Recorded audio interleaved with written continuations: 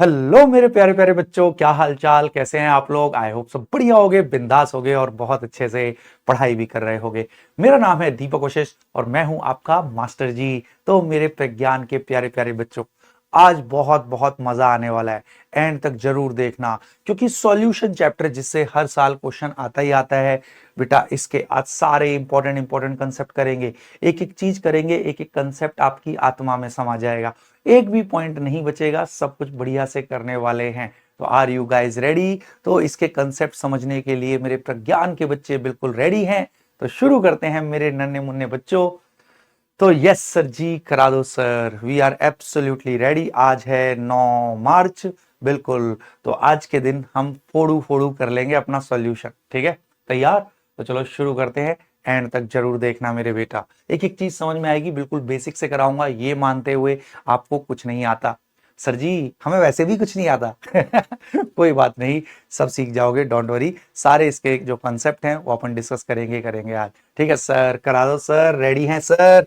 तो भाई आज हम क्या करेंगे, हम पूरा solution, all important concepts of solution chapter अपन करने जा रहे हैं। बिल्कुल ABCD से उठाऊंगा और अल्टीमेट लेवल तक लेके जाऊंगा। All in important concepts of solution chapter आज अपन करने जा रहे हैं। आपको पता ही है बेटा, इस सीरीज का जो सीक्वेंस है वो ये है कि हर चैप्टर को 2 क्लास मिल रही है। एक क्लास में उसके सारे कंसेप्ट होते हैं और अगली क्लास में उसके सारे क्वेश्चंस होते हैं, ठीक है? तो उसी सीक्वेंस के अकॉर्डिंग अपन चल रहे हैं, जो कि इसका पैटर्न है। तो आज बारी है सॉल्यूशन के सारे कंसेप्ट फोड़ने की। तो तैयार मेरे नन्हे मुन्ने बच्चे? यस सर जी, अपन बिल्कुल तैयार हैं। तो चलो, तो शुरू करते हैं। भाई सबसे पहला क्वेश्चन तो यही उठता है मन में कि सर सॉल्यूशन होते क्या हैं? तो बेटा आपने बचपन से सुना है, solution is a homogeneous mixture of 2 और मोर सब्सटेंसेस। हैं होमोजीनस? हाँ सर, ये तो अपन ने सुना है सर। सॉल्यूशन अपन ने सुना है, ठीक है ना? इसको थोड़ा सा पतला कर लेते हैं पेन को। ओके सर, ये तो हमने सुना है हमेशा से कि solution is a homogeneous mixture of. तो बेटा ये होमोजीनस मिक्सचर का क्या मतलब होता है, ठीक है ना? ओके, अभी बताऊंगा। ऑफ 2 और मोर सब्सटेंसेस। अब सर ये सब्सटेंसेस क्या है, ये भी सब बताऊंगा, टेंशन मत ले मेरे बेटा, ठीक है ना? अब मेरे बेटा, नॉर्मल लाइफ में हमें प्योर सब्सटेंस देखने को मिलते हैं। जैसे तूने गोल्ड देखा होगा, देखा है ना? हाँ, मम्मी के गले में वो गोल्ड की चेन, हाथों में वो गोल्ड का कड़ा, वो प्योर सब्सटेंस है। क्योंकि कोई भी एक पर्टिकुलर एलिमेंट, उसमें सारे एटम एक ही जैसे होते हैं। ओके, गोल्ड हो गया, सिल्वर हो गया, कॉपर हो गया, ये सब प्योर सब्सटेंसेस हैं, मतलब एलिमेंट्स जो हैं। ओके सर जी, अब समझने की कोशिश करना, ठीक है? वो एक एग्जांपल है एलिमेंट प्योर सब्सटेंसेस का। और भी होते हैं प्योर सब्सटेंसेस जो मतलब एक ही प्रकार के पार्टिकल का बना हो। वो पार्टिकल एटम भी हो सकते हैं, मॉलिक्यूल भी हो सकते हैं। तो प्योर सब्सटेंस उसको बोलते हैं जो एक ही प्रकार के पार्टिकल्स का बना होता है। जैसे हम चीनी की बात करें, उसमें केवल सुक्रोज के मॉलिक्यूल हैं चीनी में। हाँ सर, C12H22O11। हम वाटर की बात करें, ये भी प्योर सब्सटेंस है, क्योंकि H2O के ही मॉलिक्यूल हैं। मतलब एक ही प्रकार के पार्टिकल की अगर कोई चीज बनी हुई है तो वो प्योर सब्सटेंस है। वो पार्टिकल एटम भी हो सकते हैं, मॉलिक्यूल्स भी हो सकते हैं। बहुत बढ़िया सर जी। बट ज्यादातर मटेरियल जो होते हैं मेरे बेटा, वो मिक्सचर होते हैं। ओके सर, अब मिक्सचर मेरे बेटा, है ना? अब मिक्सचर जैसे जो होते हैं ना, तो अब उनमें से 2 प्रकार के होते हैं मिक्सचर, होमोजीनस मिक्सचर और हेट्रोजीनस मिक्सचर। ओके सर जी, homogeneous mixture and heterogeneous mixture. अब एग्जांपल देखना मिक्सचर्स का। तुम मिक्सचर्स का एक एग्जांपल ले लो। मैंने पानी में इथेनॉल डाल दिया, पानी में मेरे बेटा इथेनॉल डाल दिया मैंने। ये देख अलग मॉलिक्यूल है, तो ये एक अलग सब्सटेंस हो गया वाटर। ये एक अलग मॉलिक्यूल है, ये एक अलग सब्सटेंस। इन दोनों को मिक्स कर दिया, पानी में इथेनॉल हमने ऐड कर दिया, तो 2 अलग अलग सब्सटेंसेस का अब ये मिक्सचर बन गया। ओके सर जी। अब मिक्सचर 2 प्रकार के होते हैं, homogeneous mixture and heterogeneous mixture. Okay sir, क्या फर्क है सर? तो सुन, अब क्या आप पानी और इथेनॉल के मिक्सचर में, अरे इथेनॉल शराब, हाँ, पानी और इथेनॉल के मिक्सचर में आप क्या कभी देख के बता पाते हो पानी ये रहा, इथेनॉल ये रहा? नहीं मेरे बेटा, सब एक जैसा हो जाता है। अब ऐसे ही मान ले, और एग्जांपल ले लेते हैं। पानी में मैंने नमक घोल दिया और चम्मच से हिला दिया, ये अलग सब्सटेंस, ये अलग सब्सटेंस, तो दो सब्सटेंस का मिक्सचर हो गया। अब बता, क्या पानी में जब आप नमक घोल देते हो, क्या अपनी आंख से देख के बता पाते हो पानी कहाँ है नमक कहाँ है? सर नहीं बता पाते, सब एक जैसा हो जाता है। तो अगर किसी मिक्सचर में दो सब्सटेंस को अपनी आंखों से देखकर डिफरेंस ना कर पाओ, ऐसे मिक्सचर को बोलते हैं होमोजीनस मिक्सचर, और होमोजीनस मिक्सचर ही सॉल्यूशन होते हैं। ओके, आ गई बात समझ में? बस आज के बाद मैं कोई भी एग्जांपल दूंगा, आप सोचते ही बता दोगे। अगर मिक्सचर में दो सब्सटेंसेस को हम अपनी आंखों से देखकर डिफरेंस ना कर पाए, तो ऐसा mixture homogeneous mixture, and homogeneous mixture are solution. Okay sir जी, ठीक है ना? अब ठीक है सर, बात समझ में आ गई सर। हेट्रोजीनस, अब जैसे मान ले, अब तू आप बताना कौन होमोजीनस है कौन हेट्रोजीनस है। मैंने मिट्टी ली, मिट्टी, अरे सिलिका सैंड, अच्छा SiO2, यस मिट्टी ली, मिट्टी में चीनी डाल दी, चीनी के दाने, तो बता ये मिक्सचर हो गया? हाँ सर सही कह रहे हो। अब ये होमोजीनस मिक्सचर है हेट्रोजीनस है? सर हेट्रोजीनस है। सर मिट्टी और चीनी को मिला देंगे तो देख के बता देंगे ये रही मिट्टी, ये रहा चीनी का दाना, तो अपनी आंखों से देख के डिफरेंस हो गया, तो yes it is a heterogeneous mixture. अब मैंने बेटा क्या किया, मैंने पानी के अंदर ग्लूकोज घोल दिया। अब बता, क्या आप बता पाओगे कहाँ पानी है कहाँ ग्लूकोज है? नहीं बता सकते, तो ये होमोजीनस मिक्सचर, और होमोजीनस मिक्सचर ही सॉल्यूशन होते हैं, हेट्रोजीनस मिक्सचर कभी नहीं होते। तो ये चीज बिल्कुल क्लियर हो गई। और सच्ची बोल तो मेरे बेटा, बच्चों के मन में आता है सॉल्यूशन सोचते ही दिमाग में लिक्विड छलकता है, नहीं भैया, solution can B solid liquid gas. जैसे एलॉयज होते हैं, एलॉयज, एलॉयज ब्रास, कॉपर और जिंक का मिक्सचर है। जर्मन सिल्वर की अगर बात करें, कॉपर जिंक और निकल, तो किसी भी एलॉय में, जैसे स्टील होती है, सुन, जैसे ये ब्रॉन्ज हो गया, कांसा, कॉपर और टिन का मिक्सचर है। अरे कांस्य पदक, ब्रॉन्ज मेडल, ब्रॉन्ज जो होता है कांसा, उसमें क्या देख के बता पाते हो कहाँ कॉपर है कहाँ टिन है? नहीं ना, तो होमोजीनस मिक्सचर है ना, तो सॉल्यूशन है। तो मेरे बच्चों, solution can B solid liquid और गैस। बोल अच्छे से समझ में आ गया? हाँ सर, मजा आ गया सर। सॉल्यूशन कैन बी, देखना सॉलिड भी होते हैं सॉल्यूशन, जितने भी एलॉयज हैं आपके, they are solution, solid liquid और गैस। सर जी मजा आ गया। बिल्कुल। स्टील के बर्तन में खाना खाते हो तुम? हाँ, स्टील भी मेरे बेटा मिक्सचर है, किसका? आयरन क्रोमियम निकल का। ओके, तो क्या आप स्टील के बर्तन में देख के बता पाते हो कहाँ आयरन है कहाँ क्रोमियम है कहाँ निकल है? नहीं सर, नहीं डिफरेंशिएट कर पाते, तो सब एक जैसा दिख रहा है। तो यस, होमोजीनस मिक्सचर, तो होमोजीनस मिक्सचर मतलब सॉल्यूशन। तो जो स्टील के बर्तन में आप खाना खा रहे हो वो सॉल्यूशंस है मेरे बेटा।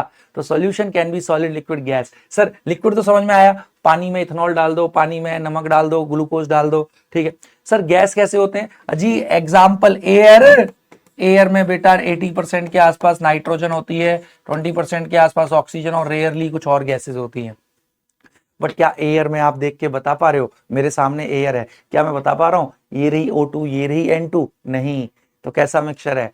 होमोजीनस मिक्सचर है, it is also a solution. अरे सर जी आत्मा समा गया, बिल्कुल। बोल एक एक बात आत्मा में घुस गई, ये पूरी स्लाइड आत्मा में समा चुकी है मेरे नन्हे मुन्ने बच्चे को। होमोजीनस मिक्सचर का मतलब समझ में आ गया। आज के बाद देखते ही बता देंगे कोई मिक्सचर होमोजीनस मिक्सचर है या हेट्रोजीनस। अगर किसी मिक्सचर में कंपोनेंट को अपनी आंखों से देखकर हम डिफरेंशिएट ना कर पाए, तो होमोजीनस मिक्सचर, होमोजीनस मिक्सचर ही सॉल्यूशन होते हैं। Solution can B solid liquid और गैस। बिल्कुल अच्छे से समझ में आ गया। ये एग्जाम्पल क्योंकि एनसीईआरटी में दिए हैं तो आपको ये पता होने चाहिए, एक एक चीज आत्मा में समा चुकी है। अरे वाह सर जी, पूरी स्लाइड आत्मा में घुस गई सर। अब मेरे बच्चों, इसके बाद, अब मेरे बेटा, अब इसमें एक चीज ध्यान से देखना, किसी भी सॉल्यूशन में, किसी भी सॉल्यूशन में देख, हम बोलते हैं अगर दो कंपोनेंट का होमोजीनस मिक्सचर है, अभी इसको मत देखो जो ये लिखा हुआ है, ठीक है ना, मैंने तो क्या है एनसीईआरटी की पूरी भयानक समरी कर दी है, एक एक लाइन कवर करी है, ठीक है, बट उसको साथ साथ समझना भी पड़ेगा क्योंकि एनसीईआरटी लिखे होने से कुछ नहीं होता, समझना इज मोर इंपॉर्टेंट, कंसेप्ट बनना जरूरी होता है मेरे बेटा, कभी रटना नहीं, कभी शॉर्टकट्स के पीछे मत भागना, कभी शॉर्ट ट्रिक्स के पीछे नहीं भागना मेरे बेटा। शॉर्टकट पेपर में ना शॉर्ट कर देते हैं आपको, बट कंसेप्ट आपको लार्ज बना देते हैं, लार्जर देन लाइफ बन जाओगे अगर कंसेप्ट समझ में आएगा। हाँ सर बात तो सही है। अब मेरे बेटा, सॉल्यूशन दो कंपोनेंट का होमोजीनस मिक्सचर भी हो सकता है, तीन कंपोनेंट का होमोजीनस मिक्सचर भी हो सकता है। हाँ सर, तीन चीजों को मिला दो और होमोजीनस हो तो वो तो है ना। तो बट हमारे सिलेबस में हमें सिर्फ बाइनरी सॉल्यूशन पढ़ने हैं। बाइनरी सॉल्यूशन मतलब दो कंपोनेंट का होमोजीनस मिक्सचर। जैसे मान ले पानी में सिर्फ नमक डाल दिया तो दो कंपोनेंट का होमोजीनस मिक्सचर। हाँ सर, पानी में सिर्फ ग्लूकोज डाल दिया तो दो कंपोनेंट का होमो, तो ऐसे सॉल्यूशन को बोलते हैं बाइनरी। अगर तीन कंपोनेंट का होमोजीनस मिक्सचर है उसे बोलते हैं टर्नरी सॉल्यूशन। बट हमारे सिलेबस में हमें बाइनरी सॉल्यूशन पढ़ने हैं। बहुत बढ़िया। अब दो कंपोनेंट हैं बेटा, दो कंपोनेंट को एक दूसरे से डिफरेंशिएट करने के लिए एक कंपोनेंट को अपन बोलते हैं सॉल्यूट और एक को अपन बोलते हैं सॉल्वेंट। ओके सर जी, क्यों बाइनरी पढ़ने, एक सॉल्यूट एक सॉल्वेंट। सॉल्वेंट जो होता है ये सॉल्यूशन की ओवरऑल फिजिकल स्टेट को डिफाइन करता है। ओके सर जी, मतलब अगर सॉल्वेंट लिक्विड है तो सॉल्यूशन भी लिक्विड होगा। अगर सॉल्वेंट सॉलिड है, generally not always, generally solvent ज्यादा मात्रा में होता है, जनरली सॉल्यूट कम मात्रा में। फिर भी ध्यान रखना ये मात्रा अमाउंट के हिसाब से डिसाइड नहीं होता कौन सॉल्यूट है कौन सॉल्वेंट। जनरली साधारणतया देखा गया है सॉल्वेंट ज्यादा मात्रा में होता है, सॉल्यूट कम मात्रा में होता है। ओके, और बेटा किसी सॉल्वेंट में सॉल्यूट कितना है, इवन स्मॉल अमाउंट प्रॉपर्टीज को बहुत अफेक्ट कर देता है। हाँ ओके, अगर ये थोड़ा सा ज्यादा कर दिया तो सॉल्यूशन की प्रॉपर्टी कुछ और हो जाएगी, थोड़ा सा कम कर दिया तो प्रॉपर्टी सेम सॉल्यूशन की कुछ और हो जाएगी। ओके, 1 ppm ये बहुत कम है मेरे बेटा। फ्लोराइड टूथ डीके बचाता है। अगर पानी में फ्लोराइड ना हो तो मेरे बेटा आपके मतलब दांत मतलब गिर जाएंगे। हाँ, इसीलिए डिस्टिल्ड वाटर नहीं पीते जिसमें कुछ नहीं है आयंस, है ना, उससे दांत गिरने शुरू हो जाएंगे। ओके, और वहीं अगर ये थोड़ा ज्यादा हो गया तो तुमने देखा होगा वो पीला पीला जम जाता है दांतों पे, जनेऊ, है ना। हाँ, तो ज्यादा हल्का सा ज्यादा हो गया देख, वही फ्लोराइड अब दांतों को गंदा कर देगा, दिखने में गंदे लगेंगे दांत।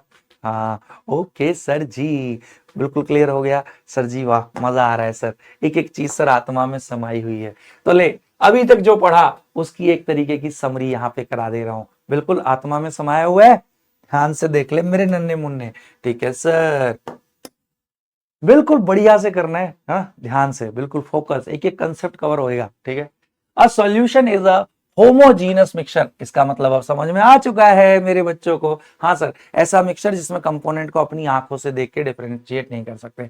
अब मेरे बेटा होमोजीनस मिक्सचर में composition is uniform through out. क्यों नहीं डिफरेंशिएट कर पा रहे, क्योंकि दोनों चीजें एक दूसरे में यूनिफॉर्मली फैल चुकी हैं। सर जी सही कह रहे हो सर। अब मेरे बेटा सॉल्वेंट जनरली ये ज्यादा मात्रा में होता है, जनरली जरूर लिख लियो, अमाउंट से डिसाइड नहीं होता। तो सर किससे डिसाइड होता है, आप कह रहे हो अमाउंट से डिसाइड नहीं होता, अमाउंट सॉल्यूट कौन होगा सॉल्वेंट कौन होगा ये डिसाइड होता है कौन किसको अपने अंदर घोल रहा है और कौन किस में घुल जा रहा है। तो बेटा सॉल्वेंट वो होता है, तो इससे डिसाइड होता है कौन कंपोनेंट, मान ले दो कंपोनेंट का मिक्सचर है, किसको बोलेंगे सॉल्वेंट। तो सॉल्वेंट डिसॉल्व्स अदर्स, जो दूसरे को अपने अंदर घोल ले। ओके, और सॉल्यूट उसको बोलते हैं जो दूसरे में घुल जाए। Solute gets dissolved in others, दूसरों में घुल जाता है। ओके, तो ऐसे डिसाइड होता है सॉल्यूट सॉल्वेंट। बट जनरली साधारणतः नॉट ऑलवेज देखा गया है कि आपका सॉल्वेंट ज्यादा क्वांटिटी में होता है और सॉल्वेंट ही डिसाइड करता है कि सॉल्यूशन की फिजिकल स्टेट क्या होगी। कर ले, अगर असर्शन रीजन कोई आया तो तेरे को ये कंसेप्ट सब बहुत मैटर करेंगे मेरे बेटा। ओके सर जी, एक एक चीज बस दिमाग में डाउनलोड करता चला जा, बिल्कुल भी लोड नहीं पड़ने दूंगा तेरे ब्रेन पे मेरे बेटा, ठीक है ना।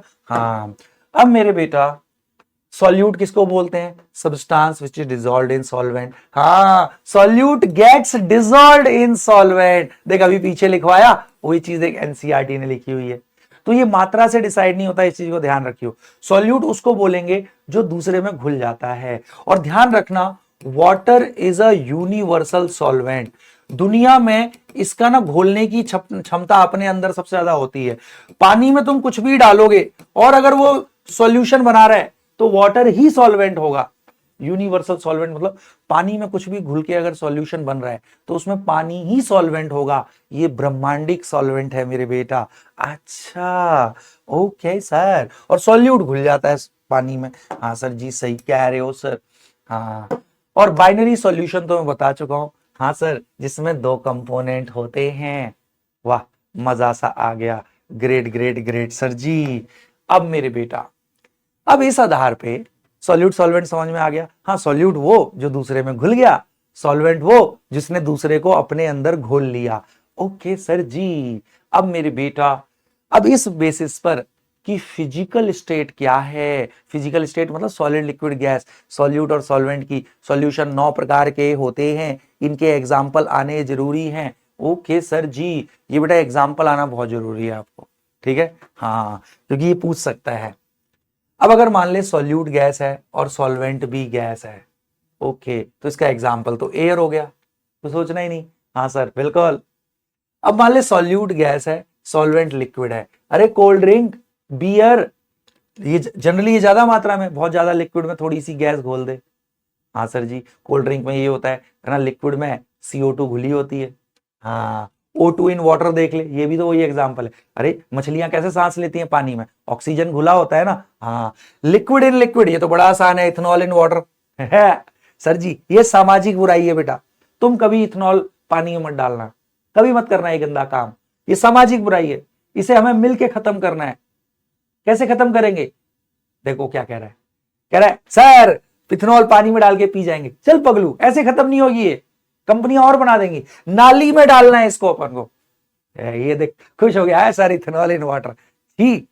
चलो अब सॉलिड एंड लिक्विड, तो भैया सॉलिड थोड़ा सा, लिक्विड ये तो बहुत example, sugar in water, glucose in water, NaCl in water. हाँ सर, ये याद रखना, gas in solid, gas in solid, बहुत ज्यादा सॉलिड में थोड़ी सी गैस, तो मेरे बेटा पैलेडियम के ऊपर से ना हाइड्रोजन गैस पास कर दे, या निकल के ऊपर से हाइड्रोजन गैस पास कर दे, तो हाइड्रोजन ना उसके पोर्स में छिप जाती है ना, तो हम बता नहीं सकते, वो दिखने में पूरा सॉलिड ही लगेगा, बट उसमें उसके पोर्स में थोड़ी थोड़ी हाइड्रोजन गैस घुली होती है। ये एग्जाम्पल बहुत इंपॉर्टेंट, याद रखियो। लिक्विड इन सॉलिड, थोड़ा सा लिक्विड ज्यादा से सॉलिड में, तो मेरे बेटा अमालगम, मेटल्स में तुम मरकरी डाल दो, अमालगम होता है मरकरी प्लस मेटल्स, तो बहुत सारे मेटल में थोड़ा सा मरकरी तो लिक्विड होता है। हाँ, तो अमालगम एग्जाम्पल, सॉलिड इन सॉलिड का एलॉय, तो ये बस एग्जाम्पल अपनी आत्मा में संभाले ने आ गया।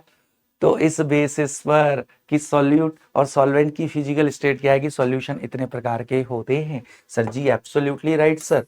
अब भाई अगली चीज आती है, ठीक है सर, सॉल्यूट सॉल्वेंट समझ में आ गया, 9 टाइप के सॉल्यूशन समझ में आ गए सर, आत्मा में यहां तक सब कुछ डाउनलोड हो चुका है।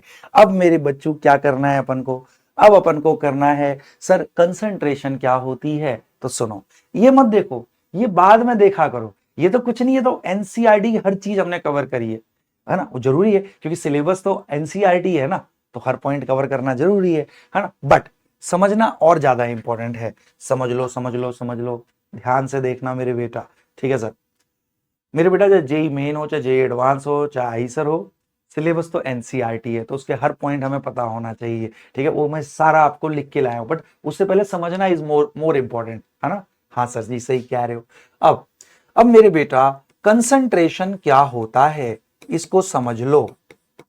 भाई आपको पता है किसी भी सॉल्यूशन में दो चीजें होती हैं, बाइनरी सॉल्यूशन ही पढ़ना है, एक सॉल्यूट जो दूसरे में घुल जाता है, एक सॉल्वेंट जो दूसरे को अपने अंदर घोलता है।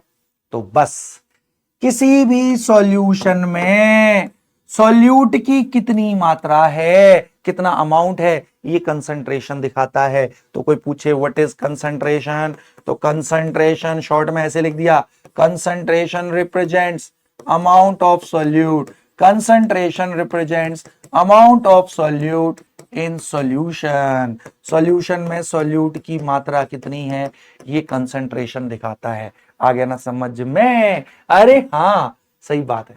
अब मेरे बेटा डाइल्यूट सॉल्यूशन उनको बोलते हैं जिनमें सॉल्यूट बहुत कम होता है सॉल्यूशन में, ओके। कंसंट्रेटेड उनको बोलते हैं जहां बहुत ज्यादा सॉल्यूट होएगा, ओके सर जी, ठीक है।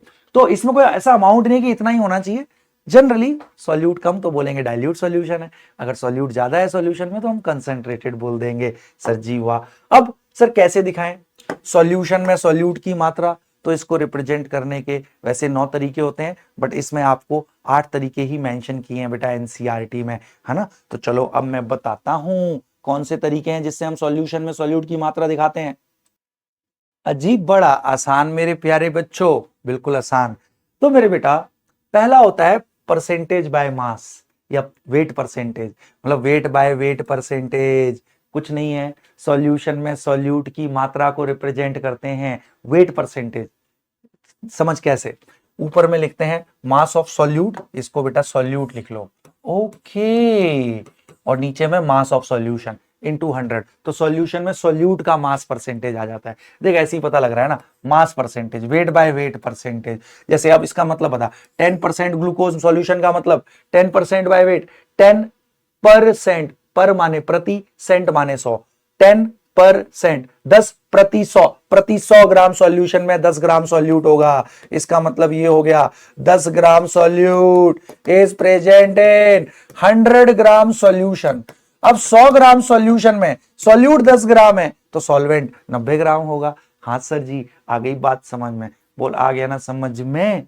बहुत ही आसान है सर। सेम ऐसे ही परसेंटेज बाय वॉल्यूम, तो उसमें हम क्या करते हैं, सॉल्यूट की वॉल्यूम परसेंटेज निकालते हैं। तो ऊपर में वॉल्यूम ऑफ सॉल्यूट, नीचे में वॉल्यूम ऑफ सॉल्यूशन, परसेंटेज के लिए 100। अब सुन, अब मैंने 10 ml इथेनॉल है प्लस वाटर, तो 100 ml सॉल्यूशन, तो इसका मतलब सॉल्यूट 10 ml है, तो मैं बोलूंगा है ना 100 ml सॉल्यूशन में 10 ml इथेनॉल है, मतलब 10% volume by volume ethanol solution बोल दूंगा इसको मैं। इसका मतलब 10%, 10 प्रति 100, 10 ml सॉल्यूट है प्रति 100 ml सॉल्यूशन में। और बहुत बढ़िया, शाबाश सर जी, आ गया समझ में। लिक्विड लिक्विड सॉल्यूशन के लिए जनरली यूज करते हैं।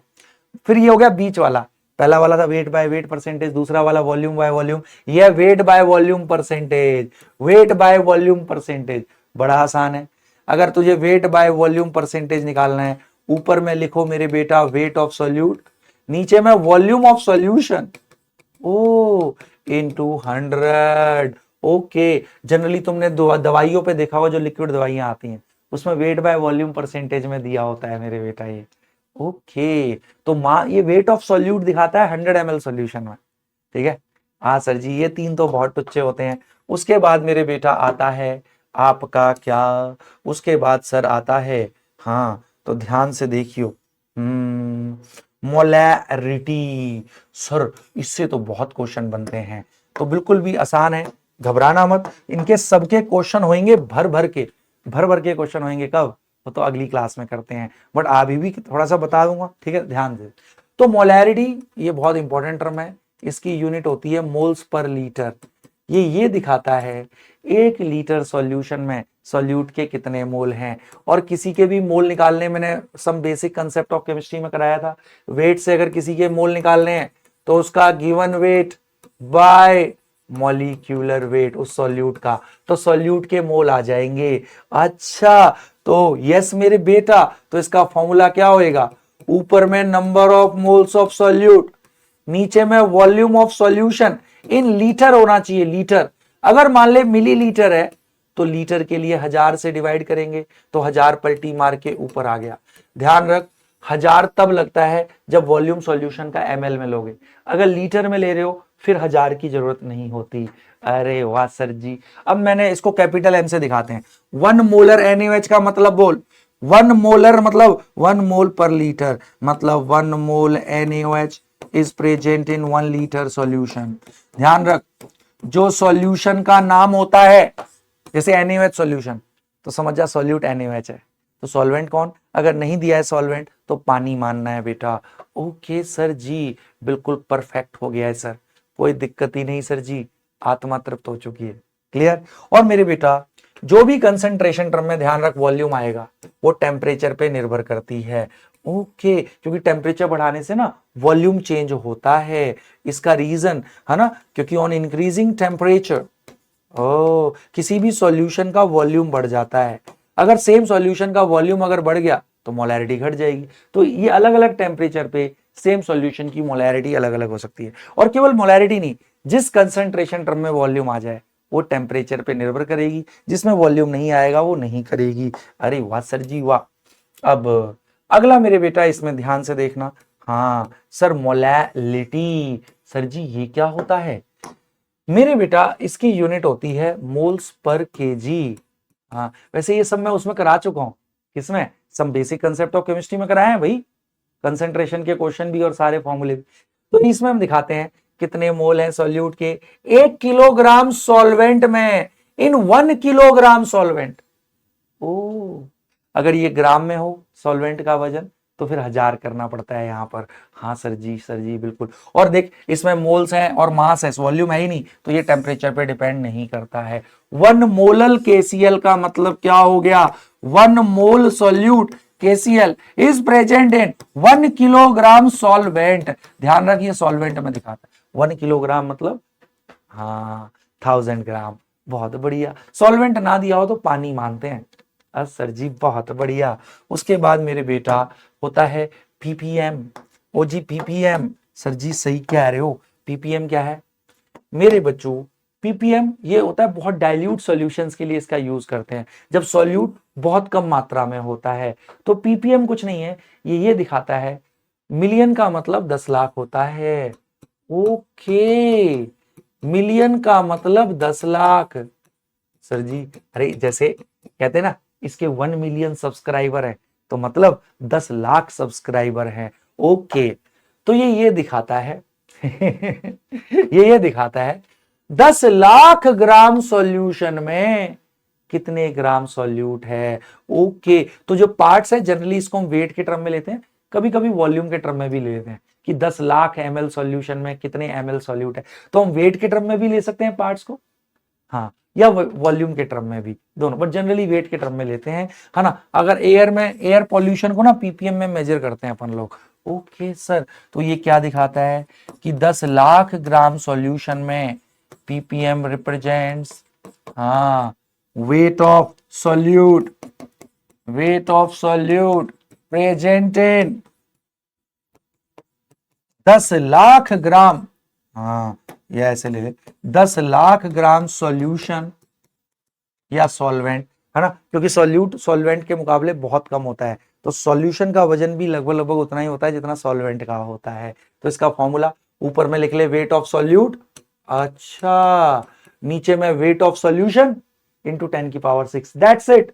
यही करना होता है ppm. Okay sir, okay sir, अब सब लोग सुनते जाएं, तो जो जो एनसीईआरटी में दिए वो सारे करा दे रहा हूं। मोल फ्रैक्शन, ये तो बड़ा आसान है जी। किसी सॉल्यूशन में 2 कंपोनेंट है, मान ले ए और बी, तो बाइनरी सॉल्यूशन हो गया।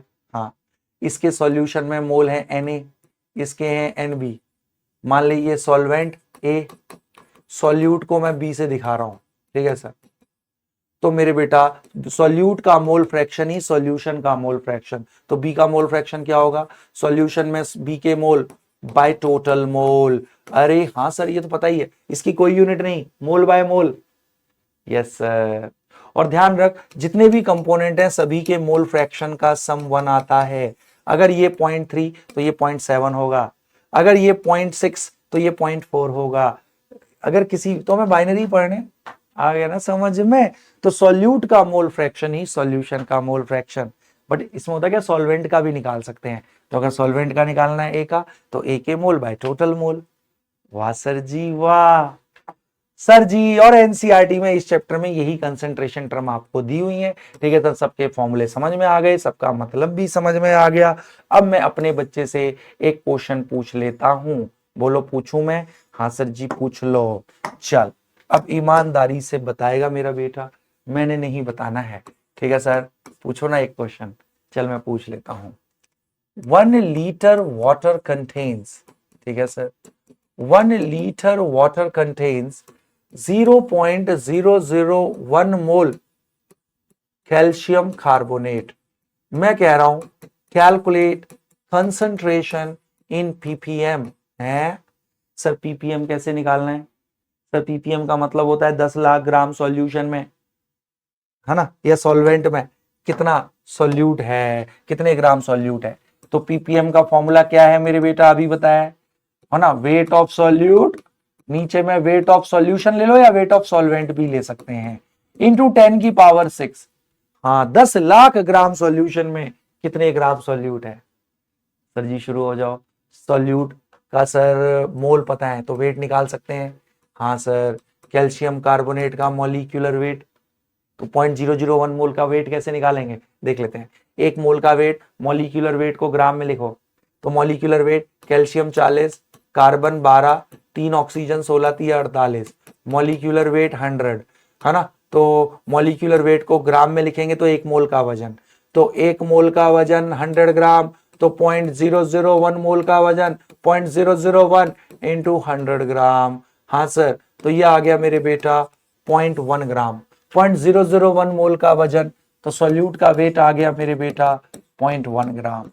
अब कह रहा है वेट ऑफ सॉल्वेंट या वेट ऑफ सॉल्यूशन, कुछ भी ले सकते हैं सर, वो कैसे निकालेंगे सर? ये तो वॉल्यूम दे रखा है, 1 लीटर पानी दे रखा है, मतलब 1000 ml पानी। बेटा आज के बाद जीवन भर याद रखियो, पानी की डेंसिटी तुझे ना पता हो तो, ना दी हो तो हमेशा ये लगानी है 1 ग्राम पर ml। ओ मतलब 1 ग्राम का वॉल्यूम 1 ml, मतलब 1 ml का वजन 1 ग्राम, तो 1000 ml का वजन 1000 ग्राम। अजीब, पानी की डेंसिटी 1 ग्राम पर ml, 1 ग्राम प्रति ml, तो 1 ml का वजन 1 ग्राम, तो 1000 ml का वजन 1000 ग्राम। ओ जी लो 1000 ग्राम, ले आ गया सर जी, मजा आ गया। इसको ऊपर ले जा, 0.1 को लिख सकता हूं 10 की पावर -1, ये ऊपर गया माइनस का हो गया। ओहो, तो लो जी 10 की पावर 2, 100 ppm। अरे इसकी कंसंट्रेशन 100 ppm, मेरे पगलू। आ गया स्वाद सर जी, आ गया स्वाद, कोई दिक्कत नहीं सर जी। तो चलो कंसेंट, और बाकी तो भयानक क्वेश्चन करने ही अपन को, अगली क्लास होती है इसकी क्वेश्चन वाली, एक क्लास होती है प्योर कंसेप्ट्स की। ठीक है सर, जीवन भर याद रहेगा। हाँ, अब तू मुझे बता दे कौन कौन टेम्परेचर पे डिपेंड करेगा, कौन कौन नहीं करेगा। सर जिसमें वॉल्यूम टर्म नहीं होगी वो टेम्परेचर पे, जैसे मास परसेंटेज नहीं करेगा टेम्परेचर पे, पीपीएम नहीं करेगा, इसमें वेट वेट लेते हैं, मोल फ्रैक्शन भी नहीं करेगा, है ना। हाँ, क्योंकि इसमें भी वॉल्यूम नहीं होता, मोलैलिटी में भी वॉल्यूम नहीं। मोलैरिटी डिपेंड करता है टेम्परेचर पे, परसेंटेज बाय वॉल्यूम डिपेंड करता है, percentage weight by volume depend करता है। ये मेरे बेटा टेम्परेचर पे डिपेंड करेंगे, है ना। Molarity, percentage by volume, percentage weight by volume, क्योंकि इनमें वॉल्यूम आ जाता है, इनमें किसी में वॉल्यूम नहीं आ रहा, तो इसलिए टेम्परेचर के पे नहीं डिपेंड करता। और बहुत बढ़िया सर, शाबाश।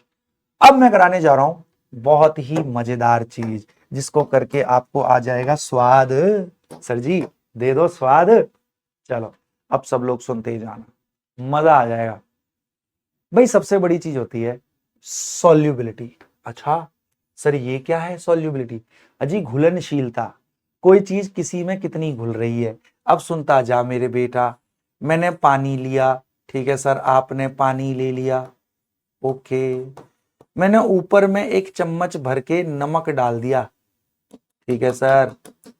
अच्छा नमक तो सफेद होता है, सफेद कर लो इसको हाँ सर, मैंने 1 चम्मच भर के नमक डाल दिया, ओके सर।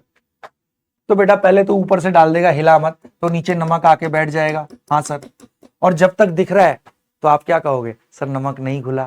फिर क्या करो ना, तुम चले जाओ अपने दोस्त के साथ घूमने। हाँ सर, चले गए दोस्त के साथ घूमने, और आधे घंटे बाद वापस आओ तो ये नमक दिखना बंद हो जाएगा। हाँ सर, कह तो आप सही रहे हो।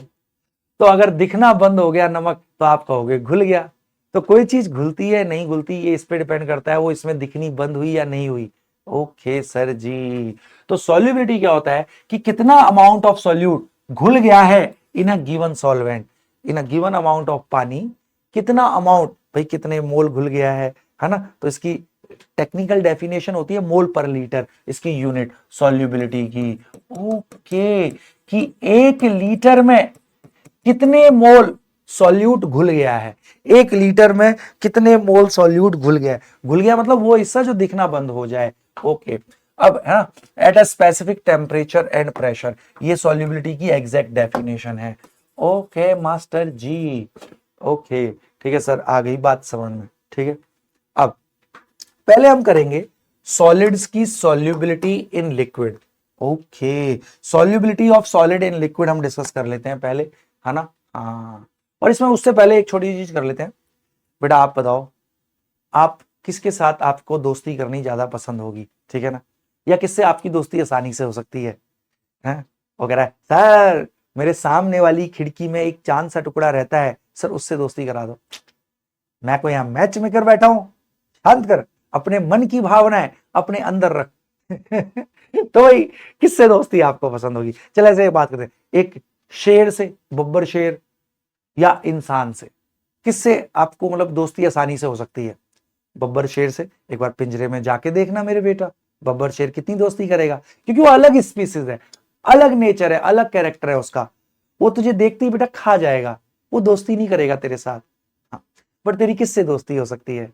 सर मेरी क्रश से करा दो ना मेरी दोस्ती। चलो उससे हो सकती है भाई, उसमें संभावना है पूरी पूरी। क्यों? क्योंकि तुम दोनों सेम स्पीसीज के हो, ह्यूमन नेचर है। तो यस, तो सेम नेचर के लोग आपस में आसानी से घुल मिल जाते हैं। डिफरेंट नेचर के लोगों के घुलने की संभावना ना के बराबर होती है ना? हाँ ठीक है सर। तो वही बात है, पोलर जिनमें चार्ज सेपरेशन होता है वो आसानी से पोलर सॉल्यूट पोलर सॉल्वेंट में घुल जाते हैं, सिमिलर नेचर के। नॉन पोलर में घुल जाते हैं। हाँ, शेर शेरनी से दोस्ती करेगा। हाँ, तो सही बात है। तो नॉन पोलर में घुलते हैं, है ना? हाँ, अब जैसे इसमें देखो, पानी में नमक आराम से घुल जाता है। क्यों? क्योंकि इसमें भी चार्ज सेपरेशन होता है, पोलर है। अच्छा हाँ सर, बात तो सही कह रहे हो सर। हाँ, आसानी से। और वाटर भी मेरे बेटा पोलर होता है, उसमें चार्ज सेपरेशन होती है, ऑक्सीजन मोर इलेक्ट्रोनेगेटिव। ओ इसीलिए घुल जाता है ये। हाँ, शुगर वाटर में घुल जाएगा, शुगर भी मेरे बेटा अच्छा खासा पोलर होता है वाटर। नैप्थलिन, नैप्थलिन मेरे बेटा, हाँ सर जी सही कह रहे हो, यस सर। हाँ, नैप्थलिन नॉन पोलर है, बेंजीन भी नॉन पोलर है, आसानी से घुल जाते हैं। ठीक है सर जी, ये रूल याद रहेगा सॉल्युबिलिटी का। लाइक डिसॉल्व्स लाइक, इसकी समरी यही है, लाइक डिसॉल्व्स लाइक। हाँ सर, लाइक डिसॉल्व्स लाइक। ठीक है सर। अभी तक क्या सीखा? आजा, सॉल्युबिलिटी क्या है? In a given amount of solvent, कितना अमाउंट ऑफ सॉल्यूट घुला हुआ है ना, डिसॉल्व है at a given pressure and temperature. Okay sir जी। और सॉल्युबिलिटी का बेसिक रूल जो है वो यही है, like dissolves like, polar polar में घुल जाता है, नॉन पोलर में आसानी से घुलता है। ओके सर जी, याद रहेगा सर जी, बहुत बढ़िया। अब ये दो चीजें एक साथ चलती हैं। मान ले तूने पानी में नमक डाला, नमक डाला, ठीक है सर, पानी में नमक डाला। अब अगर कोई चीज घुल रही है तो उसको बोलते हैं डिसोल्यूशन, घुलने को बोलते हैं डिसोल्यूशन। बट इसका उल्टा भी चलता है मेरे बेटा। जैसे मान ले यहां पे नमक था, धीरे धीरे गायब होने लगता है।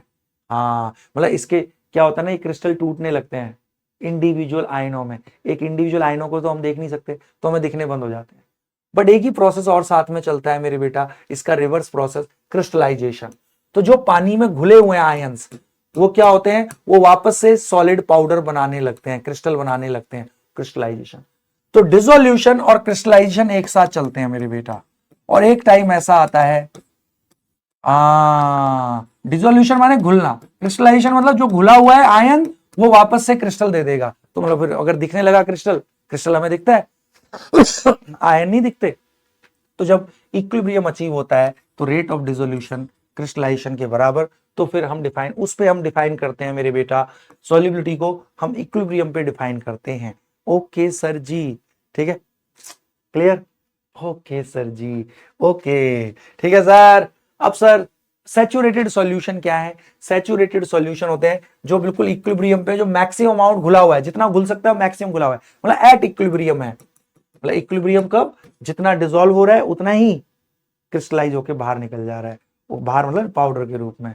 ओके, अनसैचुरेटेड जिसमें हम और सॉल्यूट घोल सकते हैं। सैचुरेटेड वो इक्विलिब्रियम पर है, जितना मैक्सिमम सॉल्यूट घुल सकता था घुल गया। अनसैचुरेटेड और सॉल्यूट अभी घोल सकते हैं इसमें।